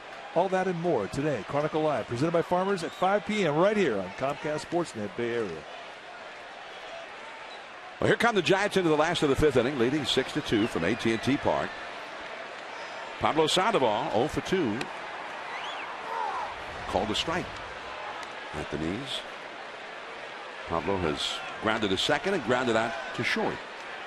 Now batting left-handed for the first time today. Posey on deck. There's Elmore. Plenty of time. High throw. And if Pablo had been running a little more quickly, he might have made it there. But Pablo, who's had the hamstring problem this year, and they still have asked him not to go all out unless he absolutely has to. So also looks like he's hurting anyway a little bit, doesn't he? He got that shin guard up beneath his right knee, hobbling a little bit. Buster Posey 2 for 2 in this game, 2 singles. Andrew McCutchen went 0 for 4 today. So Buster actually has a 2-point lead for the batting title in the National League. There's ball one. Remember, Melky Cabrera right now still leads the league but at his request, they did agree to suspend one part of the rule. Right now, he would come up one plate appearance short of qualifying for the batting title once the season's over. And they have agreed to suspend the normal procedure there. And that is out number one as Upton makes the catch, and Buster retired for the first time. 2 for 3 now. So 2 down. Pablo grounded out. Posey flies out, and here is Pence. Anyway, ordinarily, if you're short by a plate appearance or whatever, you subtract that as if you made an out in that plate appearance, and if you still win the batting title, you get the batting title. But they suspended that part of the rule this time only because of the suspension. So he just won't have enough plate appearances to qualify when it's all said and done. Ransom throws out Pence, and the Giants are gone very quickly. A 6-pitch inning for Shaw. 6th inning upcoming. Zito back to the mound.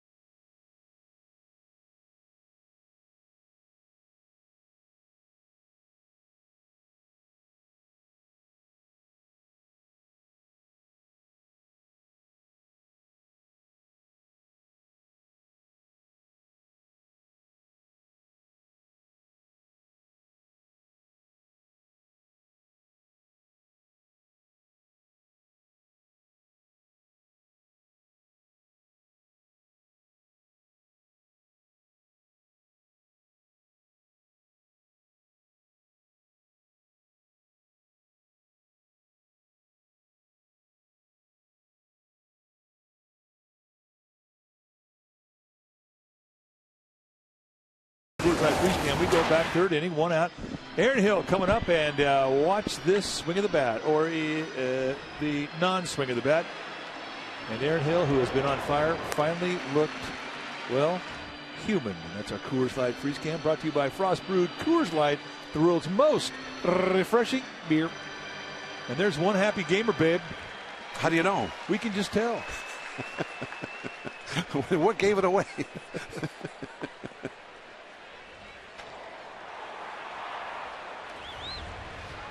Barry Zito back to work. Montero, first ball swinging out into the wide open spaces in right center. Either Pence or Pagan could have gotten that one. Pence takes it 1 away. Zito, after that epic 4th inning in which he threw 33 pitches, a real high stress inning, gave up 2 runs, had a 9-pitch 5th inning, and with 1 pitch he's got 1 away here in the 6th. A 6-2 lead. The Athletics, by the way, lost to the Texas Rangers. Final 9-7. Joe Nathan ended up saving it for Texas in the 9th. It's 0-1 to Kubel, who has doubled and struck out. Matt Albers up in the bullpen. I love that view. The camera at that angle from the bullpen. Yeah, that's a good one. That's kind of what the seats are right behind the visitor bullpen here at this ballpark. That's what they look at. See him throwing. It really looks like he's throwing hard. And probably there's a good reason for that. Because he throws hard. He does throw hard. I know when you used to pitch at Wrigley Field, your bullpen's right there on the sidelines, right there by the stands. And if you were a visitor, you would hear some amazing heckling. And it has sort of happened here at AT&T. but not our cameraman. Well, not our cameraman, no. I mean, most instances. But guys who go down there and warm up, they say it's quite entertaining to hear some of the things that the Giants fans come up with. Yeah. Did the visiting bullpen guys, they get a kick out of it too? Well, to a point. I'm not sure the Dodger guys really get a kick out of it. The Giants with the big shift on, and Pablo Sandoval at shortstop throws out Jason Kubel. 2 down. Giants had 3 infielders to the right of second. Pablo, the third baseman, was at shortstop. You can see he definitely took advantage of the shift. Pablo Sandoval, I see, he always says he could play shortstop. He said he could play center field. I would bet against the Panda. I have to ask Bruce Bochy about this, I guess, or Ron Wotus, who kind of handles the infielders for the Giants, the defense. Here's Cody Ransom off the inside. 2 down, nobody on. 6-2 Giants. When you shift like that, the third baseman ends up at short. Why not just let the shortstop stay at short? He's the shortstop. Move the third baseman as the extra guy on the right side. Let the second baseman stay at second base, and the third baseman goes over. Well, I think you'd have more range with the shortstop playing his normal position. I think it's a good suggestion. He's the shortstop. See, Mike, I'm always thinking. I like that, partner. Very good. Put that down on our things to do when we get on the plane. Boch, got a minute? 3. Well, he can't throw a strike here to Cody Ransom. He's walked him twice already. Plus, Ransom does not swing unless it's right in the strike zone.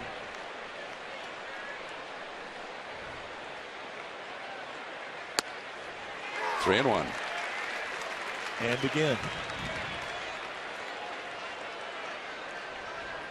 6 runs, 8 hits for the Giants. All 6 of the Giants' runs scored in the second inning. They had 2 two-run homers, one by Pence, one by Scutaro in that inning. There he swung. Up against the car. Belt throws back a double for Cody Ransom. And that's kind of what you have to do. You have a 4-run lead. You have to make the guy swing the bat. You don't want any 2-out walks. So he comes back from a 3-0 to a 3-1 and another 3-1 challenge. He gets beat with a double. But in the eyes of a manager, it's better than a walk, believe me. Well, he hits the ball. Maybe it'll get caught. You walk him. He gets 1,000% of the time he gets to go to first. Okay, 100%. I like the 1,000. Bit more dramatic. Here's Jake Elmore. That's hit well. Belt going back. And up over the wall, an automatic double. Now it's 6-3. Giants bullpen is going to get ready. Elmore with his first hit. Well, you aren't giving up some defense when you're putting Belt out there in the outfield. I mean, this hasn't had a lot of reps out there taking fly balls. And to his defense, I mean, it's a nasty left field right now with the sun. And those low fly line drives, he's had a couple of them. He's not been able to catch up to them. If Gregor Blanco had been out there, it might have been a different story. But if you get into a playoff situation and Bruce Bochy wants to keep Belt's bat in the lineup, there's a good chance that you're going to see him play left field. So Bochy needs to find out what he can and cannot do. I talked to Bochy about that before the game. And he knows that Belt has a lot of experience in the outfield. He played outfield in college. He played outfield last year quite often for the Giants. But he hadn't played much this year. What is this, his 3rd game in the outfield? He didn't play in the outfield in the spring. He's been taking a lot of fly balls during batting practice for the last few weeks. But he also said he feels like he knows basically what he needs to know about Belt being in the outfield. But he is anxious to see how Belt does in the last few days of the season. He's going to play maybe once or twice more in left field before the season ends, the regular season. George Cactos up in the bullpen. Will Nieves, the pinch hitter, for Brian Shaw, the pitcher, and it's ball 1. Wow, Gamer Bride. Yep, Gamer Bride's here. Is that a new one? Gamer Bride? Has he got Gamer Bride yet? Well, maybe we have.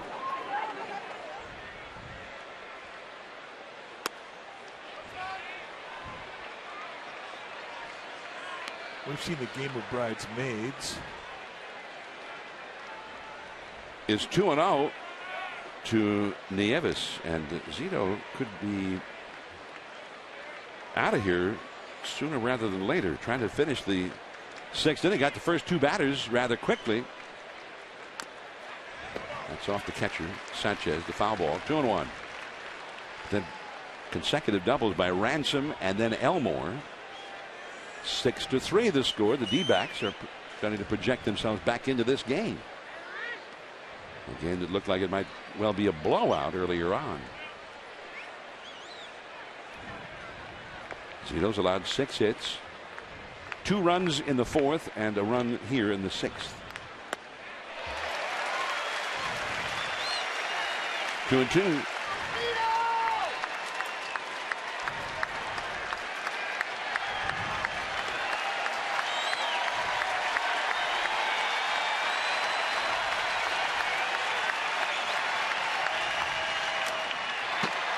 A high fastball, and Nieves got a piece of it up out of the strike zone, fouling it back. Nieves will chase upstairs.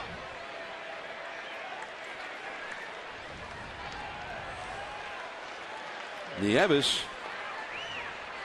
claimed off waivers from the Rockies in early August, and he has hit in very limited duty .407 for Arizona. 11 hits, 27 at bats. He's a backup catcher. The curveball, and it's 3-2. And that was pitch number 100 for Zito. Are they reading that curveball? That's not a bad curveball for a 2-strike pitch. Yeah, they've been taking it. We saw Cody Ransom take 3 pitches that were really good pitches, breaking balls, all of them.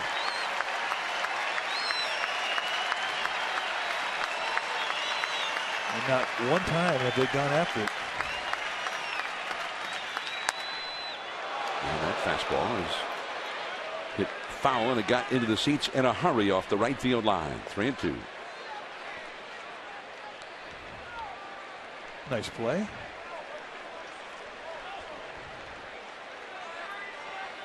Make a good play. You take a few bows, a few high fives, a few handshakes. Kind of goes with the territory. One guy leaned over and said, "Do you have an agent?" Sir, I am an agent.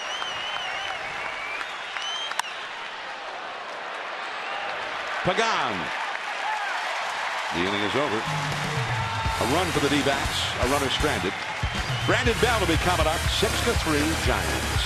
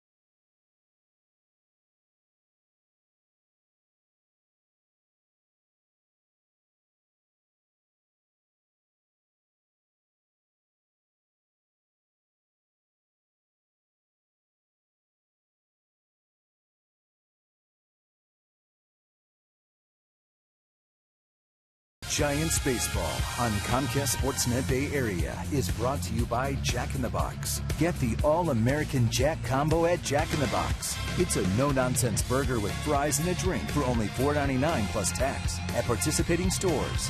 And by Heffernan Insurance. Brokers, insurance, and financial services for you and your business. Visit hefins.com. Beautiful downtown San Francisco. From above, the Giants ahead 6-3 as we go to the last of the sixth. The pitching change for Arizona. When it's time for a change, think Speedy Oil Change and Tune Up. Your oil change, Tune Up, and Smog experts. Matt Albers, the new pitcher. Brandon Belt, foul ball, strike one. Belt is singled and scored a run and grounded into a force play. That one got a piece of it. See the numbers in 60 games. He's had a nice solid season for Arizona. 43 strikeouts. Got a low to mid-90s fastball. Get you a ground ball. With a good hard sink, slider combination, and occasional curveball. And he gets left-handers out. Zito 102 pitches, so maybe he's finished. 3 runs, 6 hits allowed in 6 innings. He's pitched well today. First time somebody, I said, who's pitching this? Somebody said, Matt Albers. I said, Fat Albert? No, Matt Albers. Oh. Fat Albert, the old Bill Cosby character. Yeah, that's who I thought was on the mound.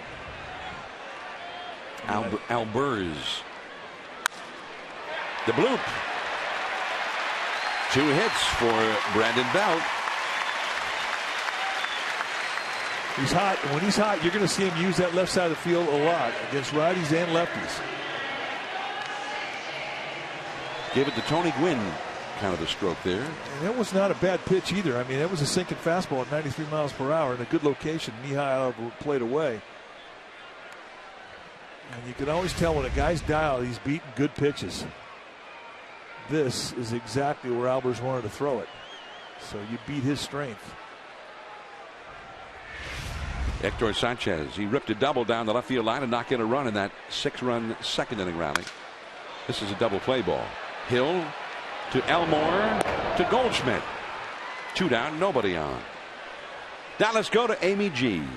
Well, John, today the final home game of the regular season. Bruce Bochy commenting, saying how fast this season has gone. And even though they've had some ups and downs, he said it's so special what they have here, and that is in reference to the fans. And he wanted to thank the fans for their continued support of this team. Guys, funny, he said each season seems to go faster. Ain't that life? John? It does seem to go faster. What's up with that? Yeah, it's a weird phenomenon.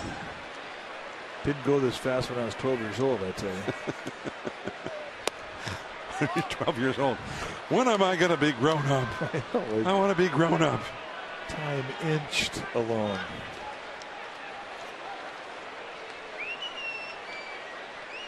Two down, nobody on. Arias is 0 for 2.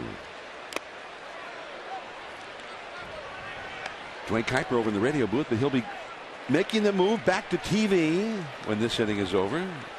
The center be back to the radio booth.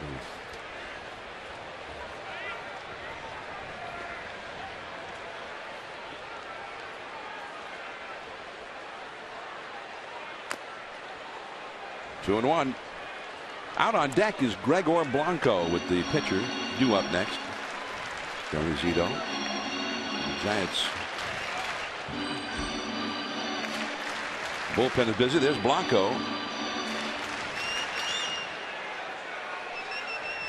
Looks like George Cantos.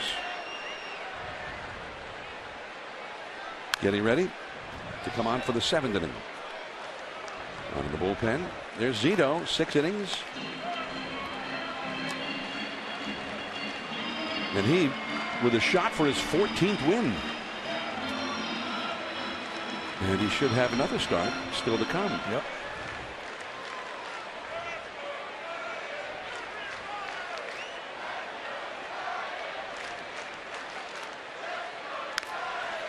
Two and two. Throws 93 miles an hour, and that ball is sinking.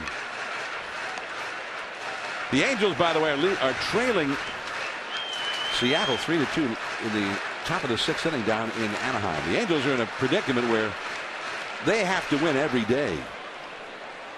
Well, they've been doing it. I mean, they've been playing good ball. I think they've got a 5-game win streak coming into this game here as they're trailing 3-2.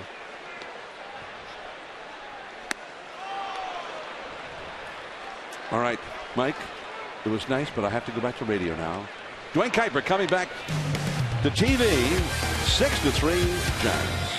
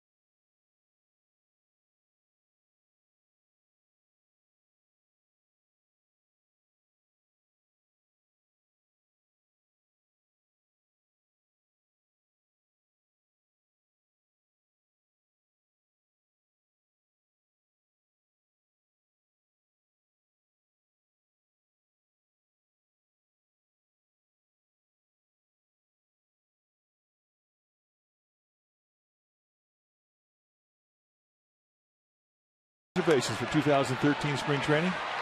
If you're a Giants fan and have never been to spring training, it's the most unique behind-the-scenes fan experience available. The packages will include hotel, game tickets, rental car, and a great post-game dinner with the Giants players. Packages in 2012 sold out, so don't miss your opportunity. Call Giants Vacations today at 800-670-0858 or go to sfgiants.com/Giants Vacations. 6-3 Giants. We're heading to the top of the 7th inning, and joining us again, Dwayne Kuiper. Thanks, Mike. And when it's time for a change, think Speedy Oil Change and Tune-Up, your oil change tune-up and smog experts. New pitcher for the Giants, George Contos, and this is what he has done in 40 games. 2-1, a 2.68 ERA. Strikeout an inning, fastball, slider, go get him. A.J. Pollock takes down low, so a different look now. From a lefty to a righty. Pollock 1 for 3. 2 balls and no strikes.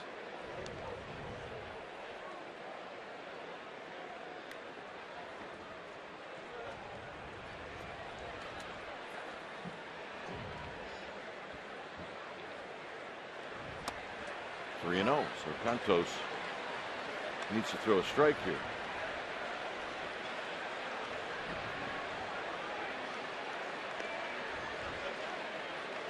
Sometimes the hardest one to throw is the first one.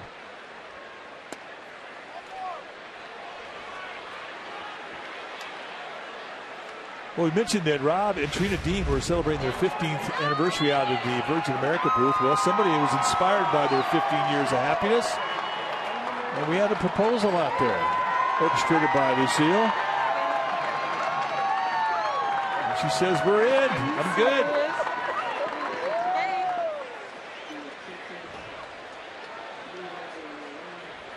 So here's Aaron Hill. Hill takes high. 5 out of the strike zone. And there's the happy couple. So congratulations. They are officially engaged. The wedding is set for 2024. 1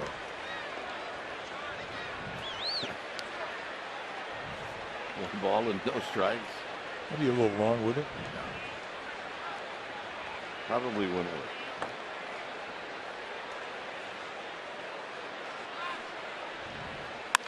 On the ground, Arias, Scudero, Posey.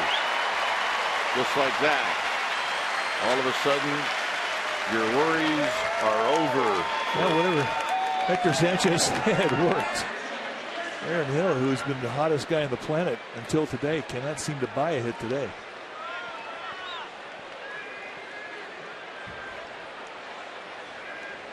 So that'll bring up Upton.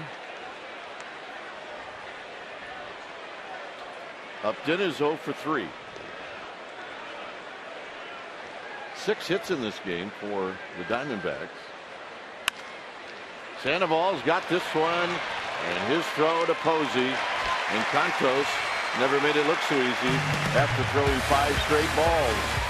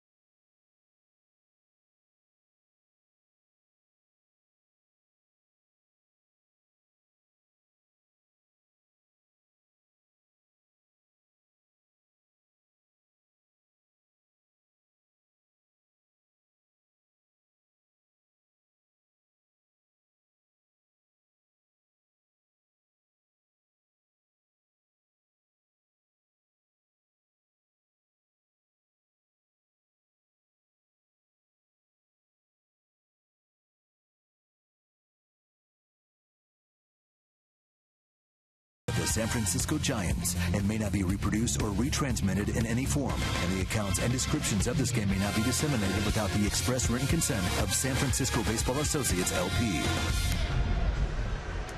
Well, the Sportsnet Central October Quest postseason coverage. 1 hour pregame and postgame for every postseason game. Giants insider Andrew Bagley and my partner and I, well, we'll be right on Sportsnet Central after every ball game. So Comcast Sportsnet Bay Area and ComcastSportsnet.com. We are looking forward to it, I'll tell you that. It's a 6-3 lead for the Giants. When it's time for a change, think Speedy Oil Change and Tune-Up, your oil change tune-up and smog experts. And the pitcher is Matt Lindstrom, who is a hard thrower. And you see his numbers, very good numbers. 2.78 earned run average, and he'll be facing the pinch hitter Gregor Blanco.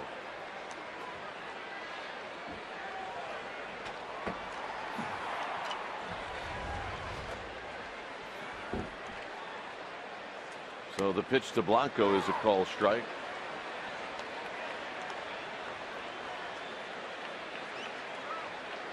Blanco hitting .241 with Pagan to follow, and then Marco Scudero with Santiago Casilla in the bullpen. And Blanco, yeah, he goes around 0-2. That is a good hard slider from Lindstrom. I mean, he does not lack stuff. He's closed for a while. We saw him as a closer with the Marlins for a while. Fastball at mid to high 90s, good hard slider. And that's the type of breaking ball that's effective against righties or lefties. You don't have to be a specialist with that type of stuff.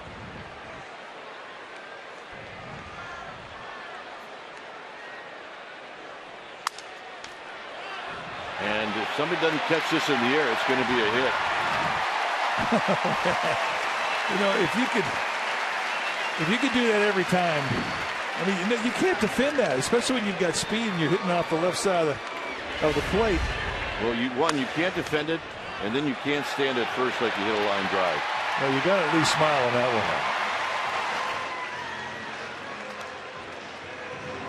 one. Yeah, is a thing. And you have to take your bat out to dinner because it's like in 4 pieces. A party of 5. Here's Pagan. Blanco looks like he's going to go. And now Pagano asks for time. Well, why wouldn't you think Pagan would go? There's the authenticator. He's got 28 steals.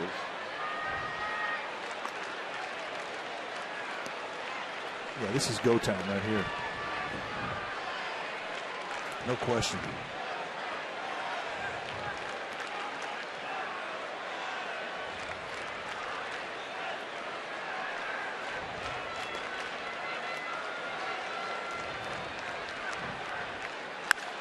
Pagan lines it into center field. He's got a hit. So it's nice to see Angel Pagan get some hits. He was on such a hot streak. Now we found out from Angel Pagan, when he gets hot, he can keep it going too. Oh. He's 1 or 2 hits a day at least, and that's not a hanger either from Lindstrom. Just a nice controlled swing used in the middle of the field.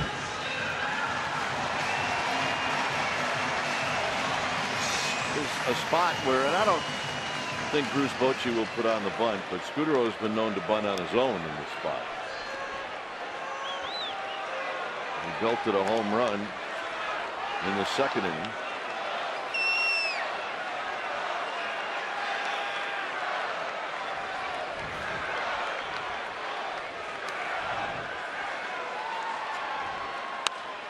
Popped him up. Goldschmidt drifting, and he'll put it away. And Scudero unhappy, as you could imagine. Take a look at the stroke up the middle from Pagan from our splash cam. And picked up Pablo Sandoval's a piece of wood, did something good with it. Somebody used your bat, got a hit. Were you kind of ticked? They took a hit out of it. No, I wasn't ticked if he asked me. I was major ticked if he didn't. Because then I felt like he did steal one. If I gave him the okay, then I was fine.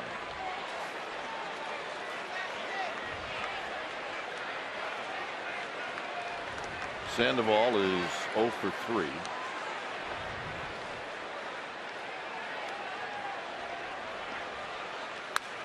Fouls this one back.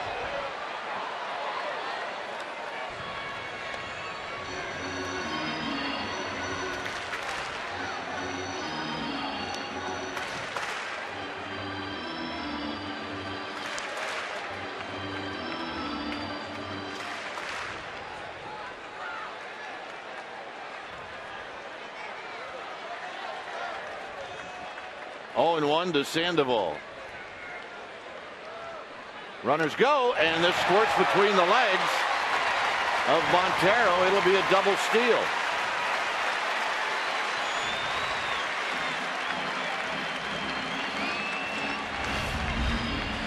Breaking ball, and really it looked to me like Montero was trying to get his hand in a backhand position to get some momentum going to third base.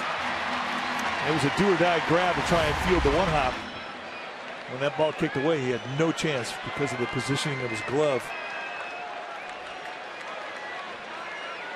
So now the infield comes in. Sandoval in a spot now where he can knock in 2. And that's a nasty pitch. It's 1-2.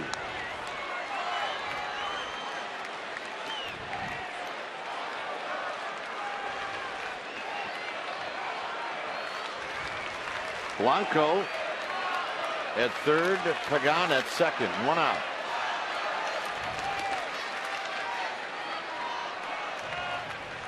And Sandoval takes this one, blocked by Montero, 2-2. Like, I don't know if you noticed it. Have you looked at the schedule tonight? We're going to get in just in time for the start of the Padre Dodger game in San Diego. So we'll have time to run over there and do some scouting. Really? Yep. No mini bar hopping? Nope. Come on, when was the last time you sat and watched a game at the park? I can't remember.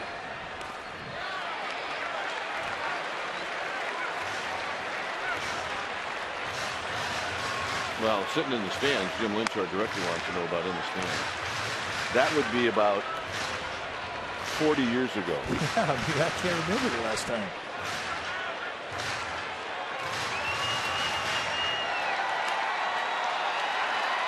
Three and two to Pablo Sandoval.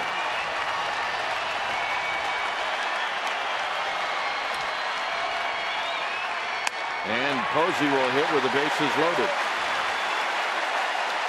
All right, check out our Geico quote of the game. Barry Larkin on Buster Posey for National League MVP.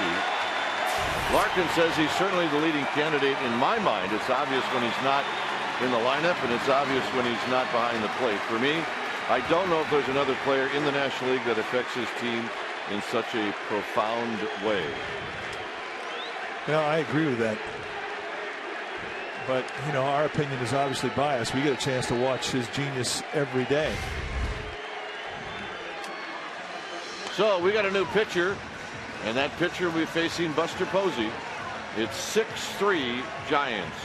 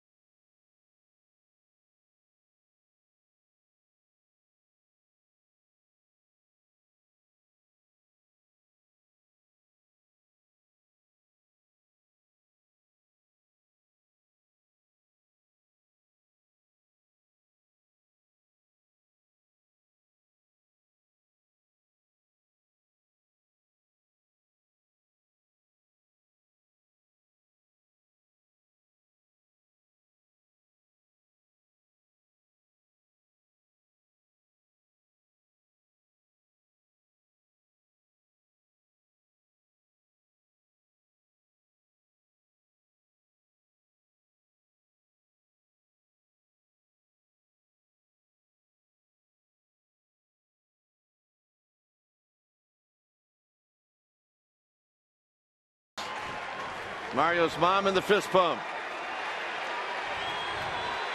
She was leading the charge. Oh, my goodness. She may have the best fist hump of anybody. And plus, she did a little of disco, too. Posey with the bases loaded. And the first pitch strike, and it's 0-1. You see Ziegler from that low sidearm delivery.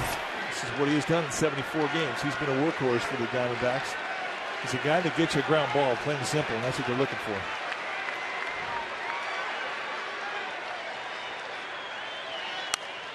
Right back to Ziegler. The throw is high. Montero recovers and throws, and that's a double play to end the inning.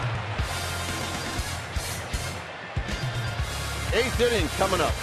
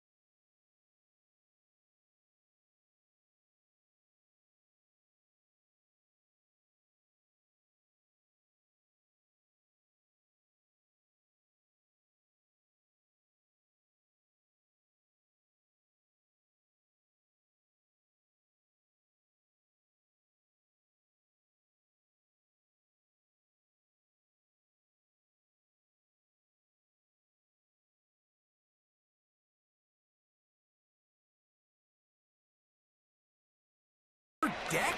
No way! All right, here's our Toyota game summary brought to you by your local Toyota dealer. Chris Young had a 2-run pinch hit single. Cody Ransom, he's been on base 3 times. Buster Posey, a couple of hits. His average now leads the National League. Scudero and Pence, 2-run big flies in the 2nd inning. And that's our Toyota game summary. When it's time for a change, think Speedy Oil Change and Tune-Up. Your oil change tune-up and smog experts. Santiago Casilla going to come in and pitch the 8th inning now for Bruce Bochy. 70th time that he has come into a game. Just a good, solid season. And look what he has done against right-handers, hitting a .187 against them. He has eaten them up. Facing Goldschmidt.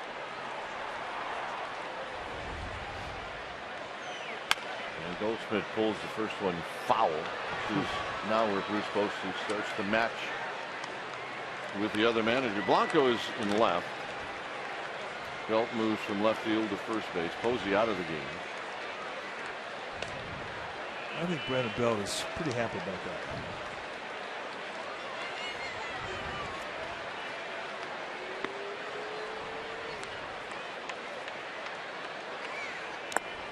Down low to even the count. It's a good hard curveball. 2 types of breaking balls, a curveball and a slider. Both are strikeout, swing and miss type breaking balls.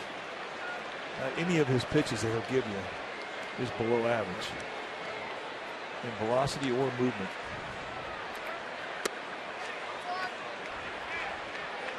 Tried to wrap around that outside corner with a 2-seam fastball.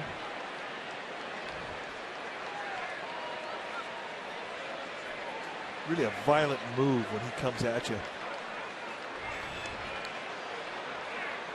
See by his chest, I mean, he's got some big time strength.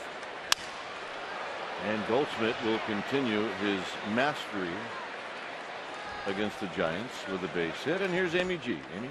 Well, Dwayne, this is the final time of the regular season that I'm going to say watching Amy G's Giants exclusive because it's the best one yet. Want to know why? It's with your 2 favorite announcers, Kruk and Kipe. I saved the very best for last. The 2 gentlemen weigh in on why they think this team, the Giants, is going to be pretty scary to face in the postseason. It was a fun one. Thank you, gentlemen. Dwayne?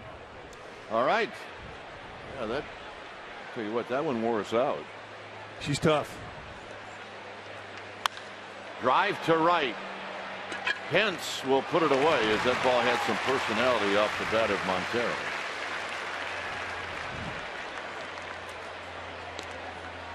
We've seen outfielders all day today have to extend with the carry they're getting on those low fly balls. This is one of those days where there is carry to right field. There aren't many of them. But daytimes, you have a much better chance to hit one out to right than nighttime. If you're right-handed, you almost have none chance at nighttime.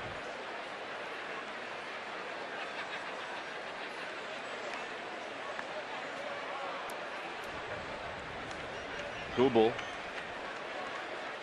against Zito was 1 for 3.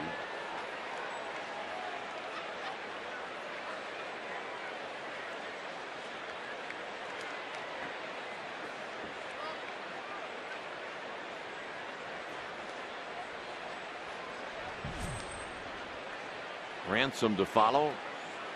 8th inning.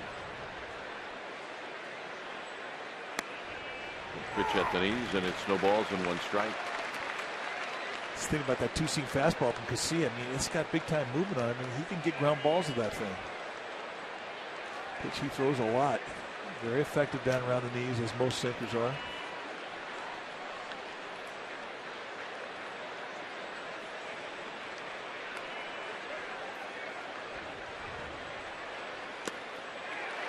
Hard to describe that swing, nothing in 2. Well, it sort of broke down. He saw that ball out of his hand. I think he was looking fastball, and that thing just exploded down and in. I mean, this is a breaking ball. And you see a big leaguer take a swing like that, he's fooled mid-swing.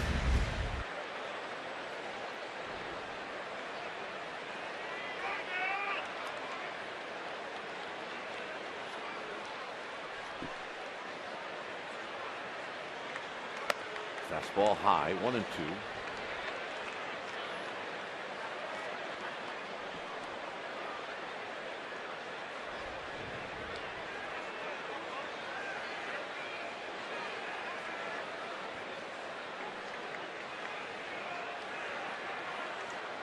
1 out, 1 on, 6-3 Giants, 8th inning. Runner goes, pitches in the dirt. It'll be a stolen base for Goldschmidt, and that's his 2nd of the game and now his 18th of the year.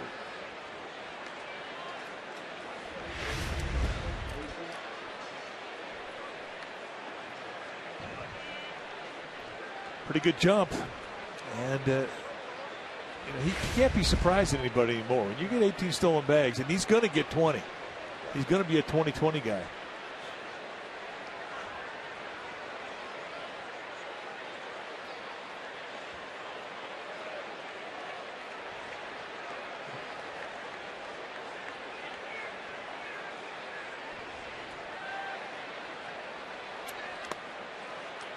And right now, Hector Sanchez is getting a workout. It's 3-2. Bochy's got the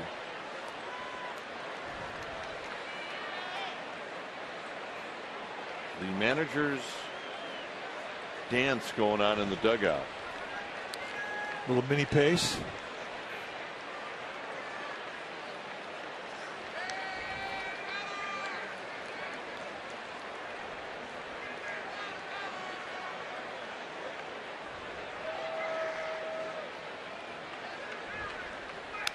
Foul back, good swing by Kubel. He's a tough guy to jam. I mean, he's a short arm swinger, middle end guy. And he has always covered that inside pitch well. A visit from the San Francisco Spirit into the Cove.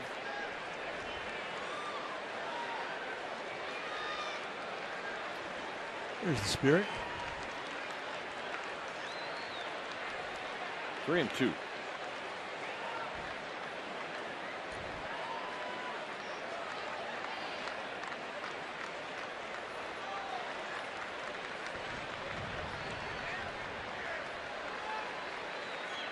Got him. And Kubel helped out Santiago Casillas. And in the end, it was 2 times that he went after that back foot breaking ball. And he could not see it early. At 3-2, see ya. Nice block by Sanchez.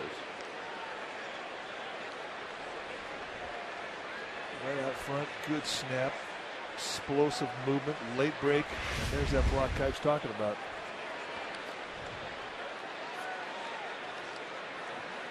And right now, Sanchez is scuffling.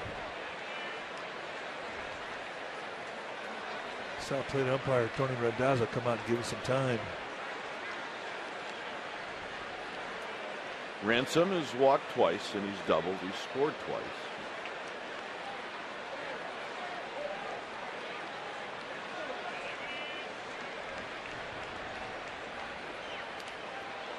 Right back to having to block it again, and that got Sanchez again. Well, he's going to need a little more time right here. See where he gets him. He may go out and punch Casillas right now. I mean, that's 2 times he's been hitting the cup. Yeah, I think the second time you have every right to go punch a pitcher. And he's just trying to get the fog out of his eyes. See Mark Grusbeck watching. Trainers are the mother hens, no question. He seems to be all right. I mean, not really, but. Well, he's all right in terms of catching. In terms of broadcasting, he's out for a month. That would do it to you.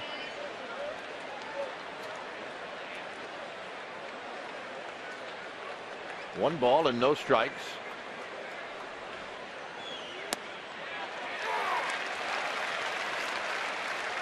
I'm telling you right now, anything that doesn't hit the dirt is going to be called a strike, because Tony Randazzo is living with Hector Sanchez right now. Oh yeah, I mean, you get a cathud, it's painful. You get a double cathud, that's. Whew. You do not want to block a ball right now. You just don't. Your heart is not in it.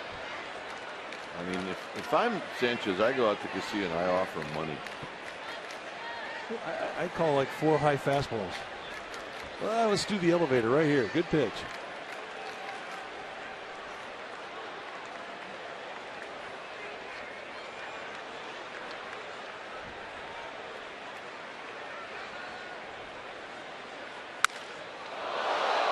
Arias. Belt. Side retired. Sanchez trying to walk it off. 6-3 Giants. Some things you can't walk off.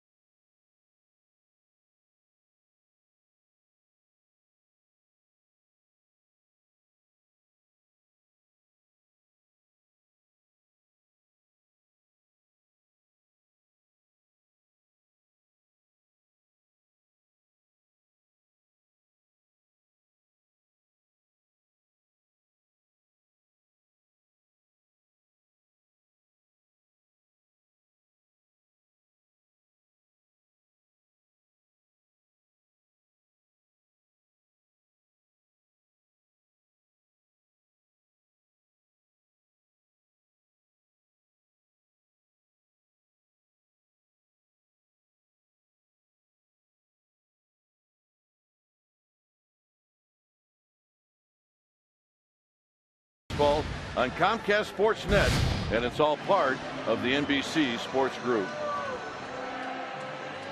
Here it's a 6-3 lead for the Giants.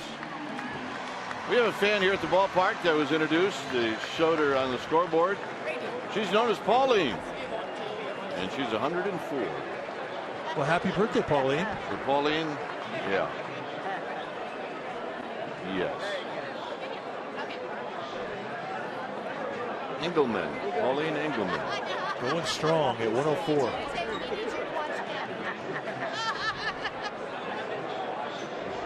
Good for Pauline. She's going to take a picture of us. Hey, Pauline. Yeah, thank you. Nice going. Happy birthday. So here's Hunter Pence. Pence facing Ziegler. Pence is homered, and he's bounced out twice.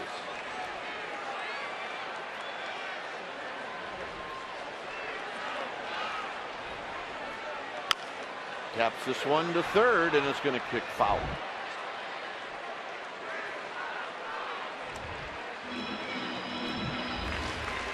Well, subscribe to MLB.tv today to take advantage of new low pricing. See every remaining Giants out of market game live online or on your favorite devices in HD quality.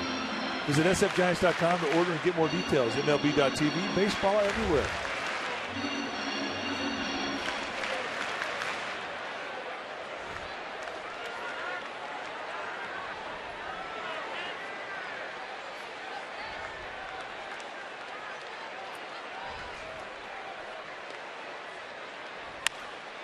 Pence on the ground to short. And he's retired 6-3. Now, one of the big swing of the bats today was a second inning two-run shot. That came off the bat of Hunter Pence. And that made it a 2-0 ball game.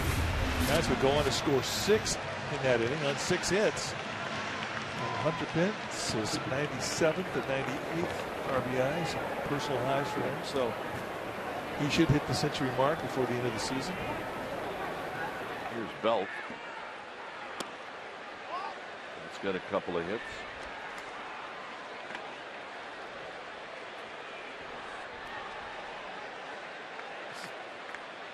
The guy that would be a good matchup. Belt against Ziegler.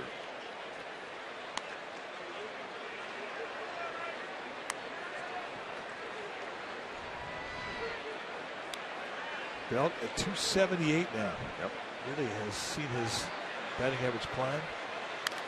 And his on-base percentage at 364. Good numbers. He just keeps adding to it.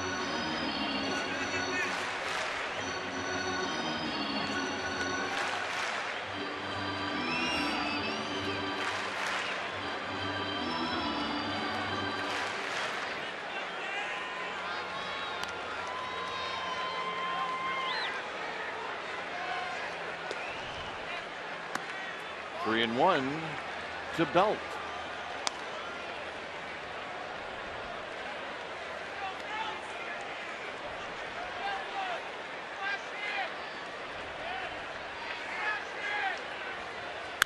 Belt wraps this one up the middle. Diving is Hill. Hill's going to make the play. That is the big leagues right there. That's a nice play. If you're Brandon Belt, that'll tick you off, especially if you don't have any hits.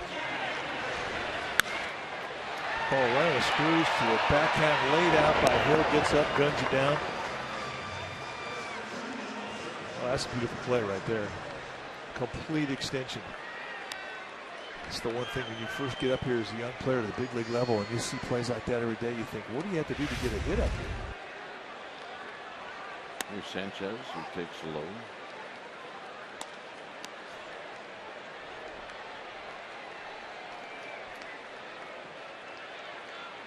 Sanchez doubled in a run on the second.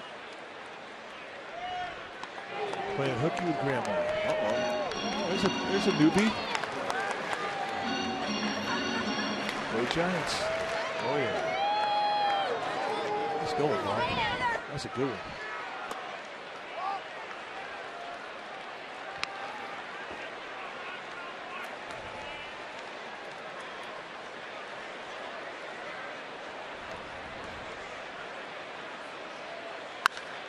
Sanchez drives this one into left center field. On the move is Pollock. Still on the move. It is out of here. A solo home run for Hector Sanchez. His third of the season. So that a little something behind it. If you see him swing the bat like this and you think to yourself, how does he only have 3 home runs on the year? Because the only way you go deep here on this type of location is power. And he backspins it and rides it right out of here. And that's not a lot of hitch to get into a swing. And look at that back leg drive into the ball. Wow. So here's Arias. Giants hit 2 home runs in the second. They hit one here in the 8th. Arias bounces this one to Ransom, and they'll end the inning. So the Giants tack on 1 against Ziegler, and we will go to the 9th. 7-3 Giants.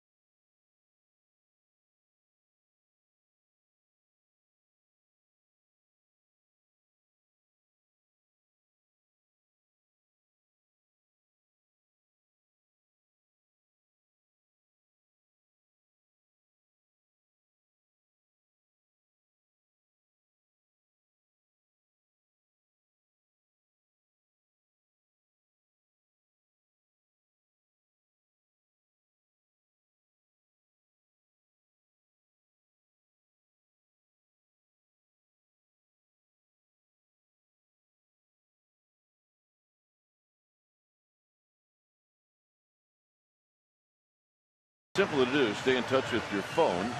Simply text KNBR to 25859 for KNBR guest alerts and programming updates. This way, you might get an alert when Mike's on tomorrow morning with Murph and Matt.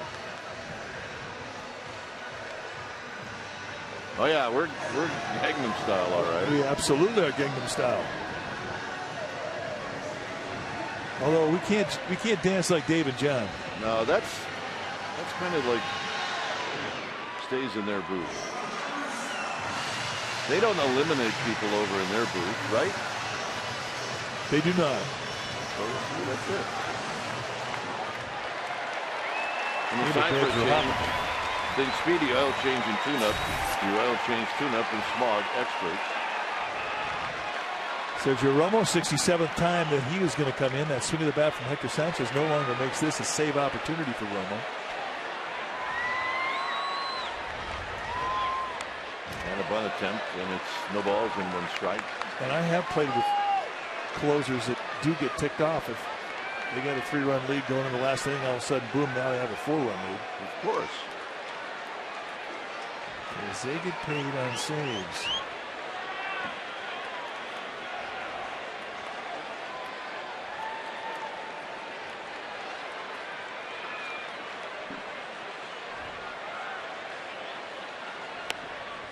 Elmore has one of the RBI hits in this game. He doubled in the 6th inning.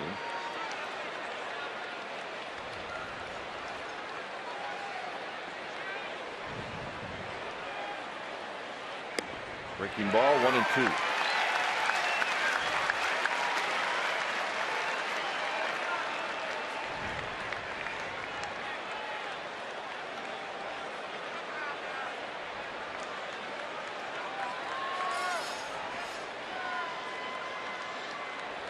On deck is Adam Eaton.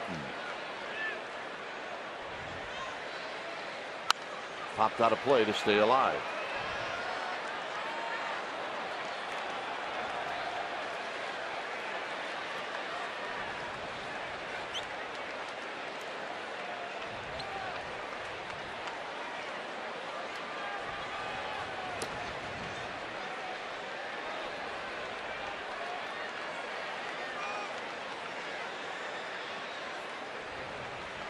Got him. Good location with that sweeping slider.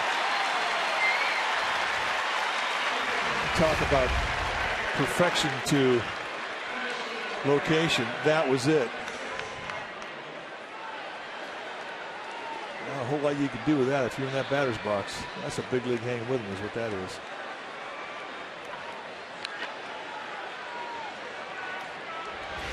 So here's Eaton.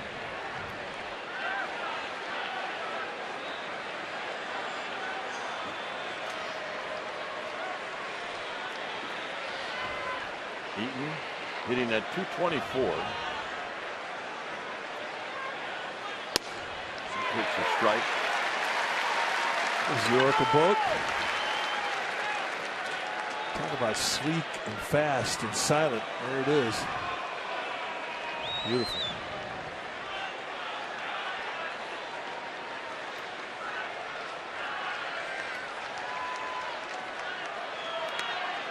One ball and 1 strike. If you're Hector Sanchez and you're catching Sergio Romo, you're not expecting to get a lot of balls in the dirt. That breaking ball of Romo's is more of a flat breaking ball than it is a straight downer. Not like the curveball from Santiago Casilla, where you know the time he throws it, you're going to probably get one in the dirt. Romo, he doesn't go down the dirt a whole lot. This is out of play.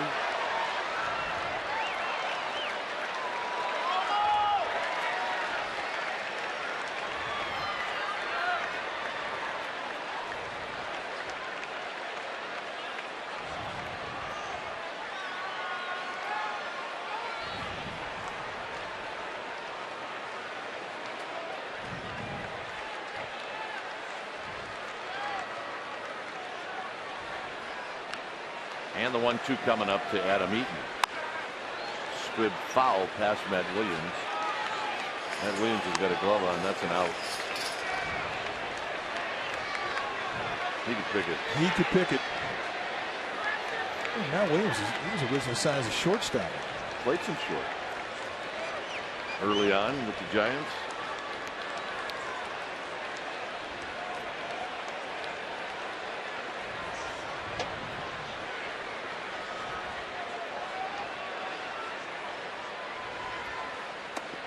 Not close. 2-2.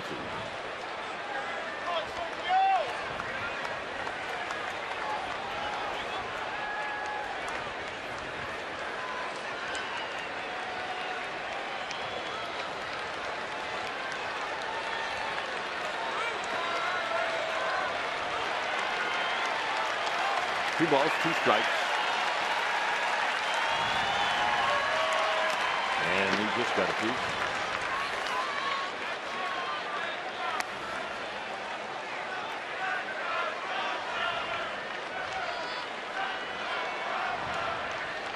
The turning point in this game, this second inning. Giants had 9 men to the plate. They had 6 hits in the second, including two two-run home runs. Scudero and Pence.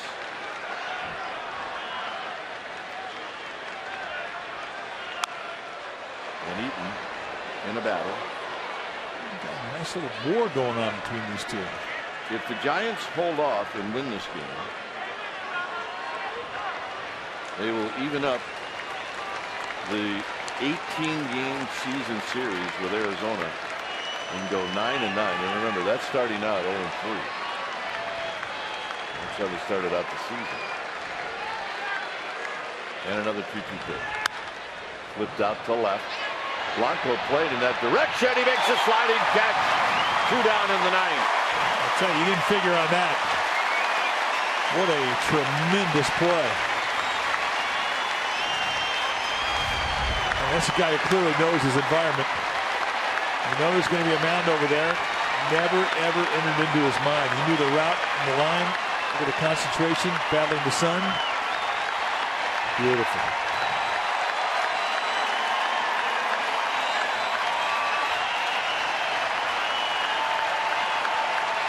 And always a pitcher will applaud those efforts. So here's Pollock. And Pollock takes high.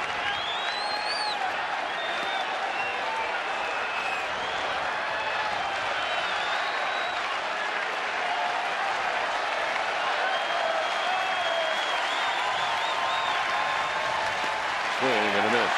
Good pitch. 1 ball and 1 strike. Pollock tripled to open up the ball game. Didn't score. Later on walked in the 7th.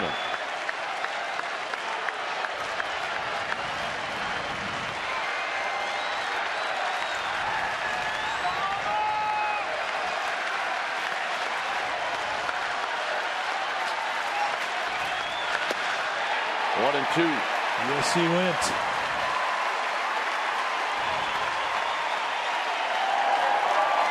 And this is your reward if you're the pitcher on the hill and you're 1 strike away from shutting it down. Get everybody up on their feet.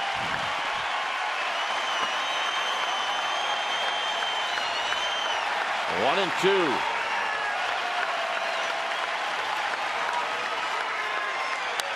Little pop-up out of play as Pollock had to really do the extendo to see another pitch.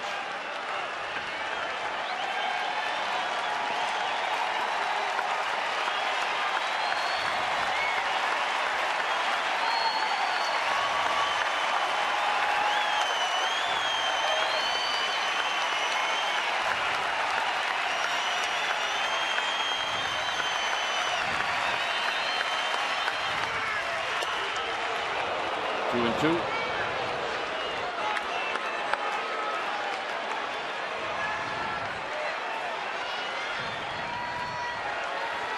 So he's going to crank it up again. Could be the 19th pitch for Romo.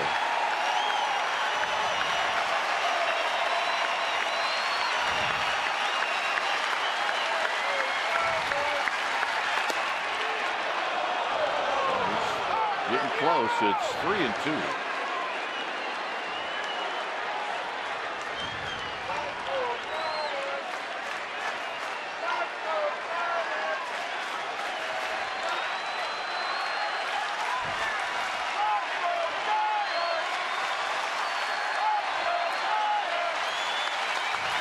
Three balls and 2 strikes.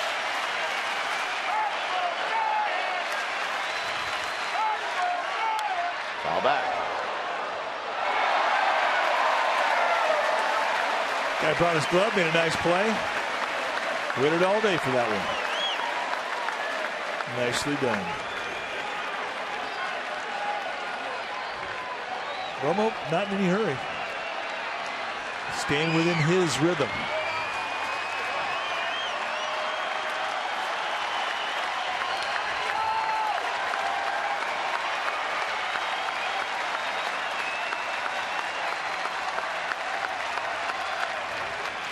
Got him. And that's the ball game. So the Giants take 2 out of 3 from the Arizona Diamondbacks, and they even up the season series at 9-9, and more importantly, they go 8-2 on this homestand. Well, they're playing good ball again, and you can sense it all happened last night. Matt Cain got everybody back to the win mode, and they carried it today. A big 6-run second inning, and everything's starting to fire for these guys again, as it did Saturday when they clinched. And for the Giants to be able to finish this last one here at home in front of their hometown crowd with a win and a series victory, that means that their season record at home 48-33, and they've won 9 of the last 11 games here. And remember, they started the season at home 6-7, so they have again brought it back and maintained their home field advantage in this great ballpark. And the fans today truly enjoyed it, as they have all year. 41,128. And this really was a ball game where you wanted to see if the Giants could put back-to-back good games together, and they did with Barry Zito. And this is a Diamondbacks team that really underachieved in the eyes of a lot of critics around baseball. They had some injury problems, and they had some guys who didn't have quite the years they had last year, but they fought the Giants hard here in this last series, and I think you have series like this, it really does indeed get you ready for the playoffs. All right, let's check in with Amy G. Amy? Well, we've got Angel Pagan, and Angel, if you guys have had any difficulty focusing since clinching, it has not shown. I think we're going to start speaking here. Let's take a minute. Let's go to Bruce Bochy. You probably want to join your team. Go ahead. Hello.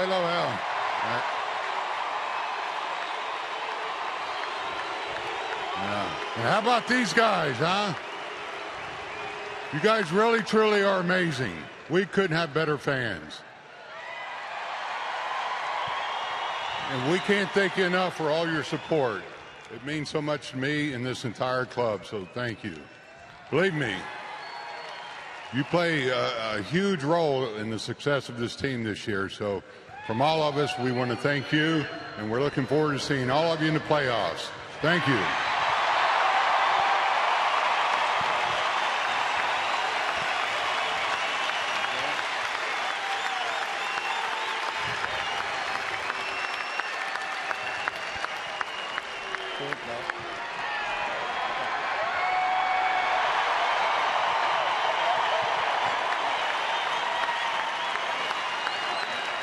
Just from all the players and everybody that's been in the clubhouse and been moving around. I mean, you guys have really, really played an instrumental part of what we've done this season. And let's continue it next week when we get back here, and let's make it all the way and bring back a ring, and let's have a parade. Thanks, guys.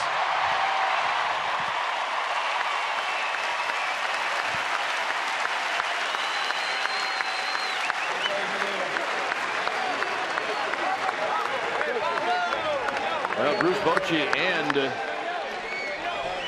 Matt Cain, as they deliver some words to these great fans who came out and packed it for every home game. 81 games, all sellouts, and now they've got some, I think they're soft-coated balls that they will throw into the stands and show their appreciation for, what a great year it's been. Bruce Bochy's right. you come out and you know what you're going to get when you come to the ballpark. And you're going to get a packed house, and you're going to get lots of people having lots of fun, making lots of noise. Well, and it has become such a tremendous home field advantage because it's energy. And let's face it, a 162-game season over 6 months, it's exhausting.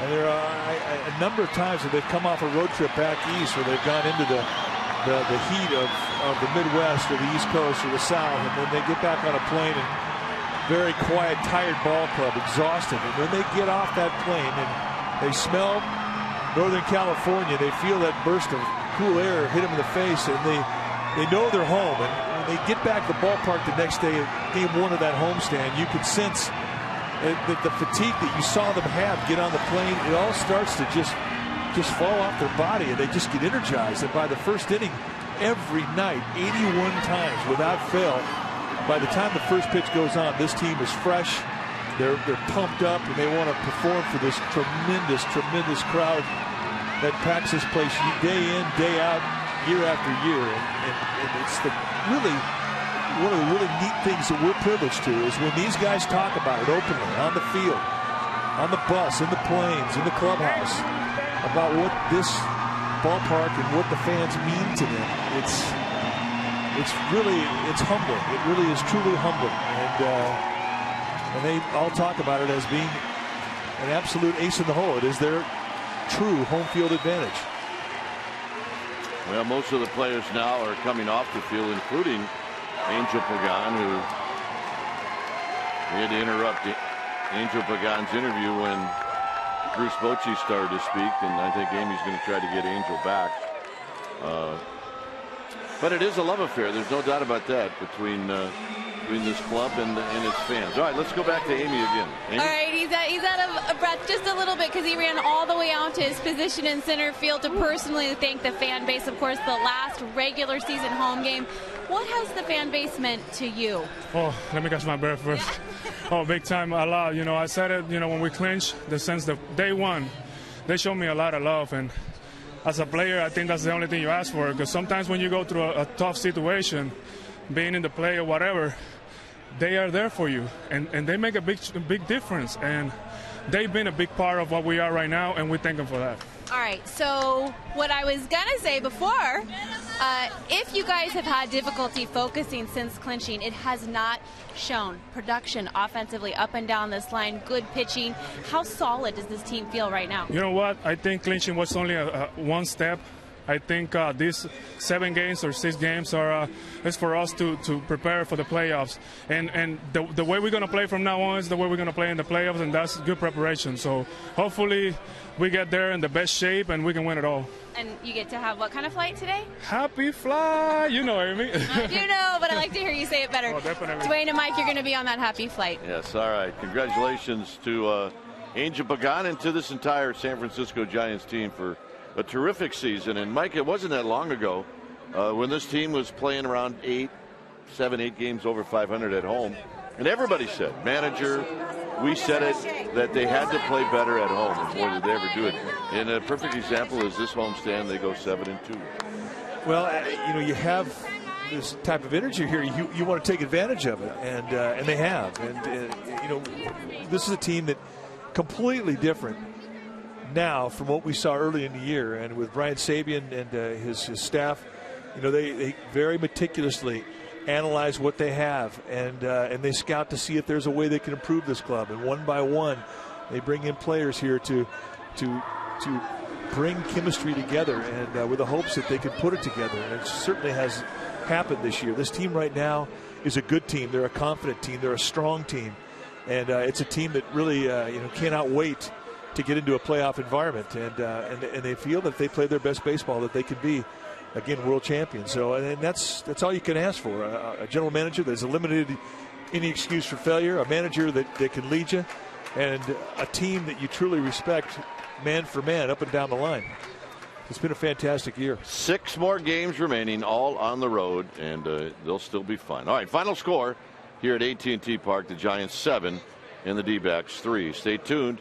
Esurance Giants postgame live with interviews, and the wrap starts right now. Thanks for watching San Francisco Giants baseball and Comcast Sportsnet, and it's all part of the NBC Sports Group.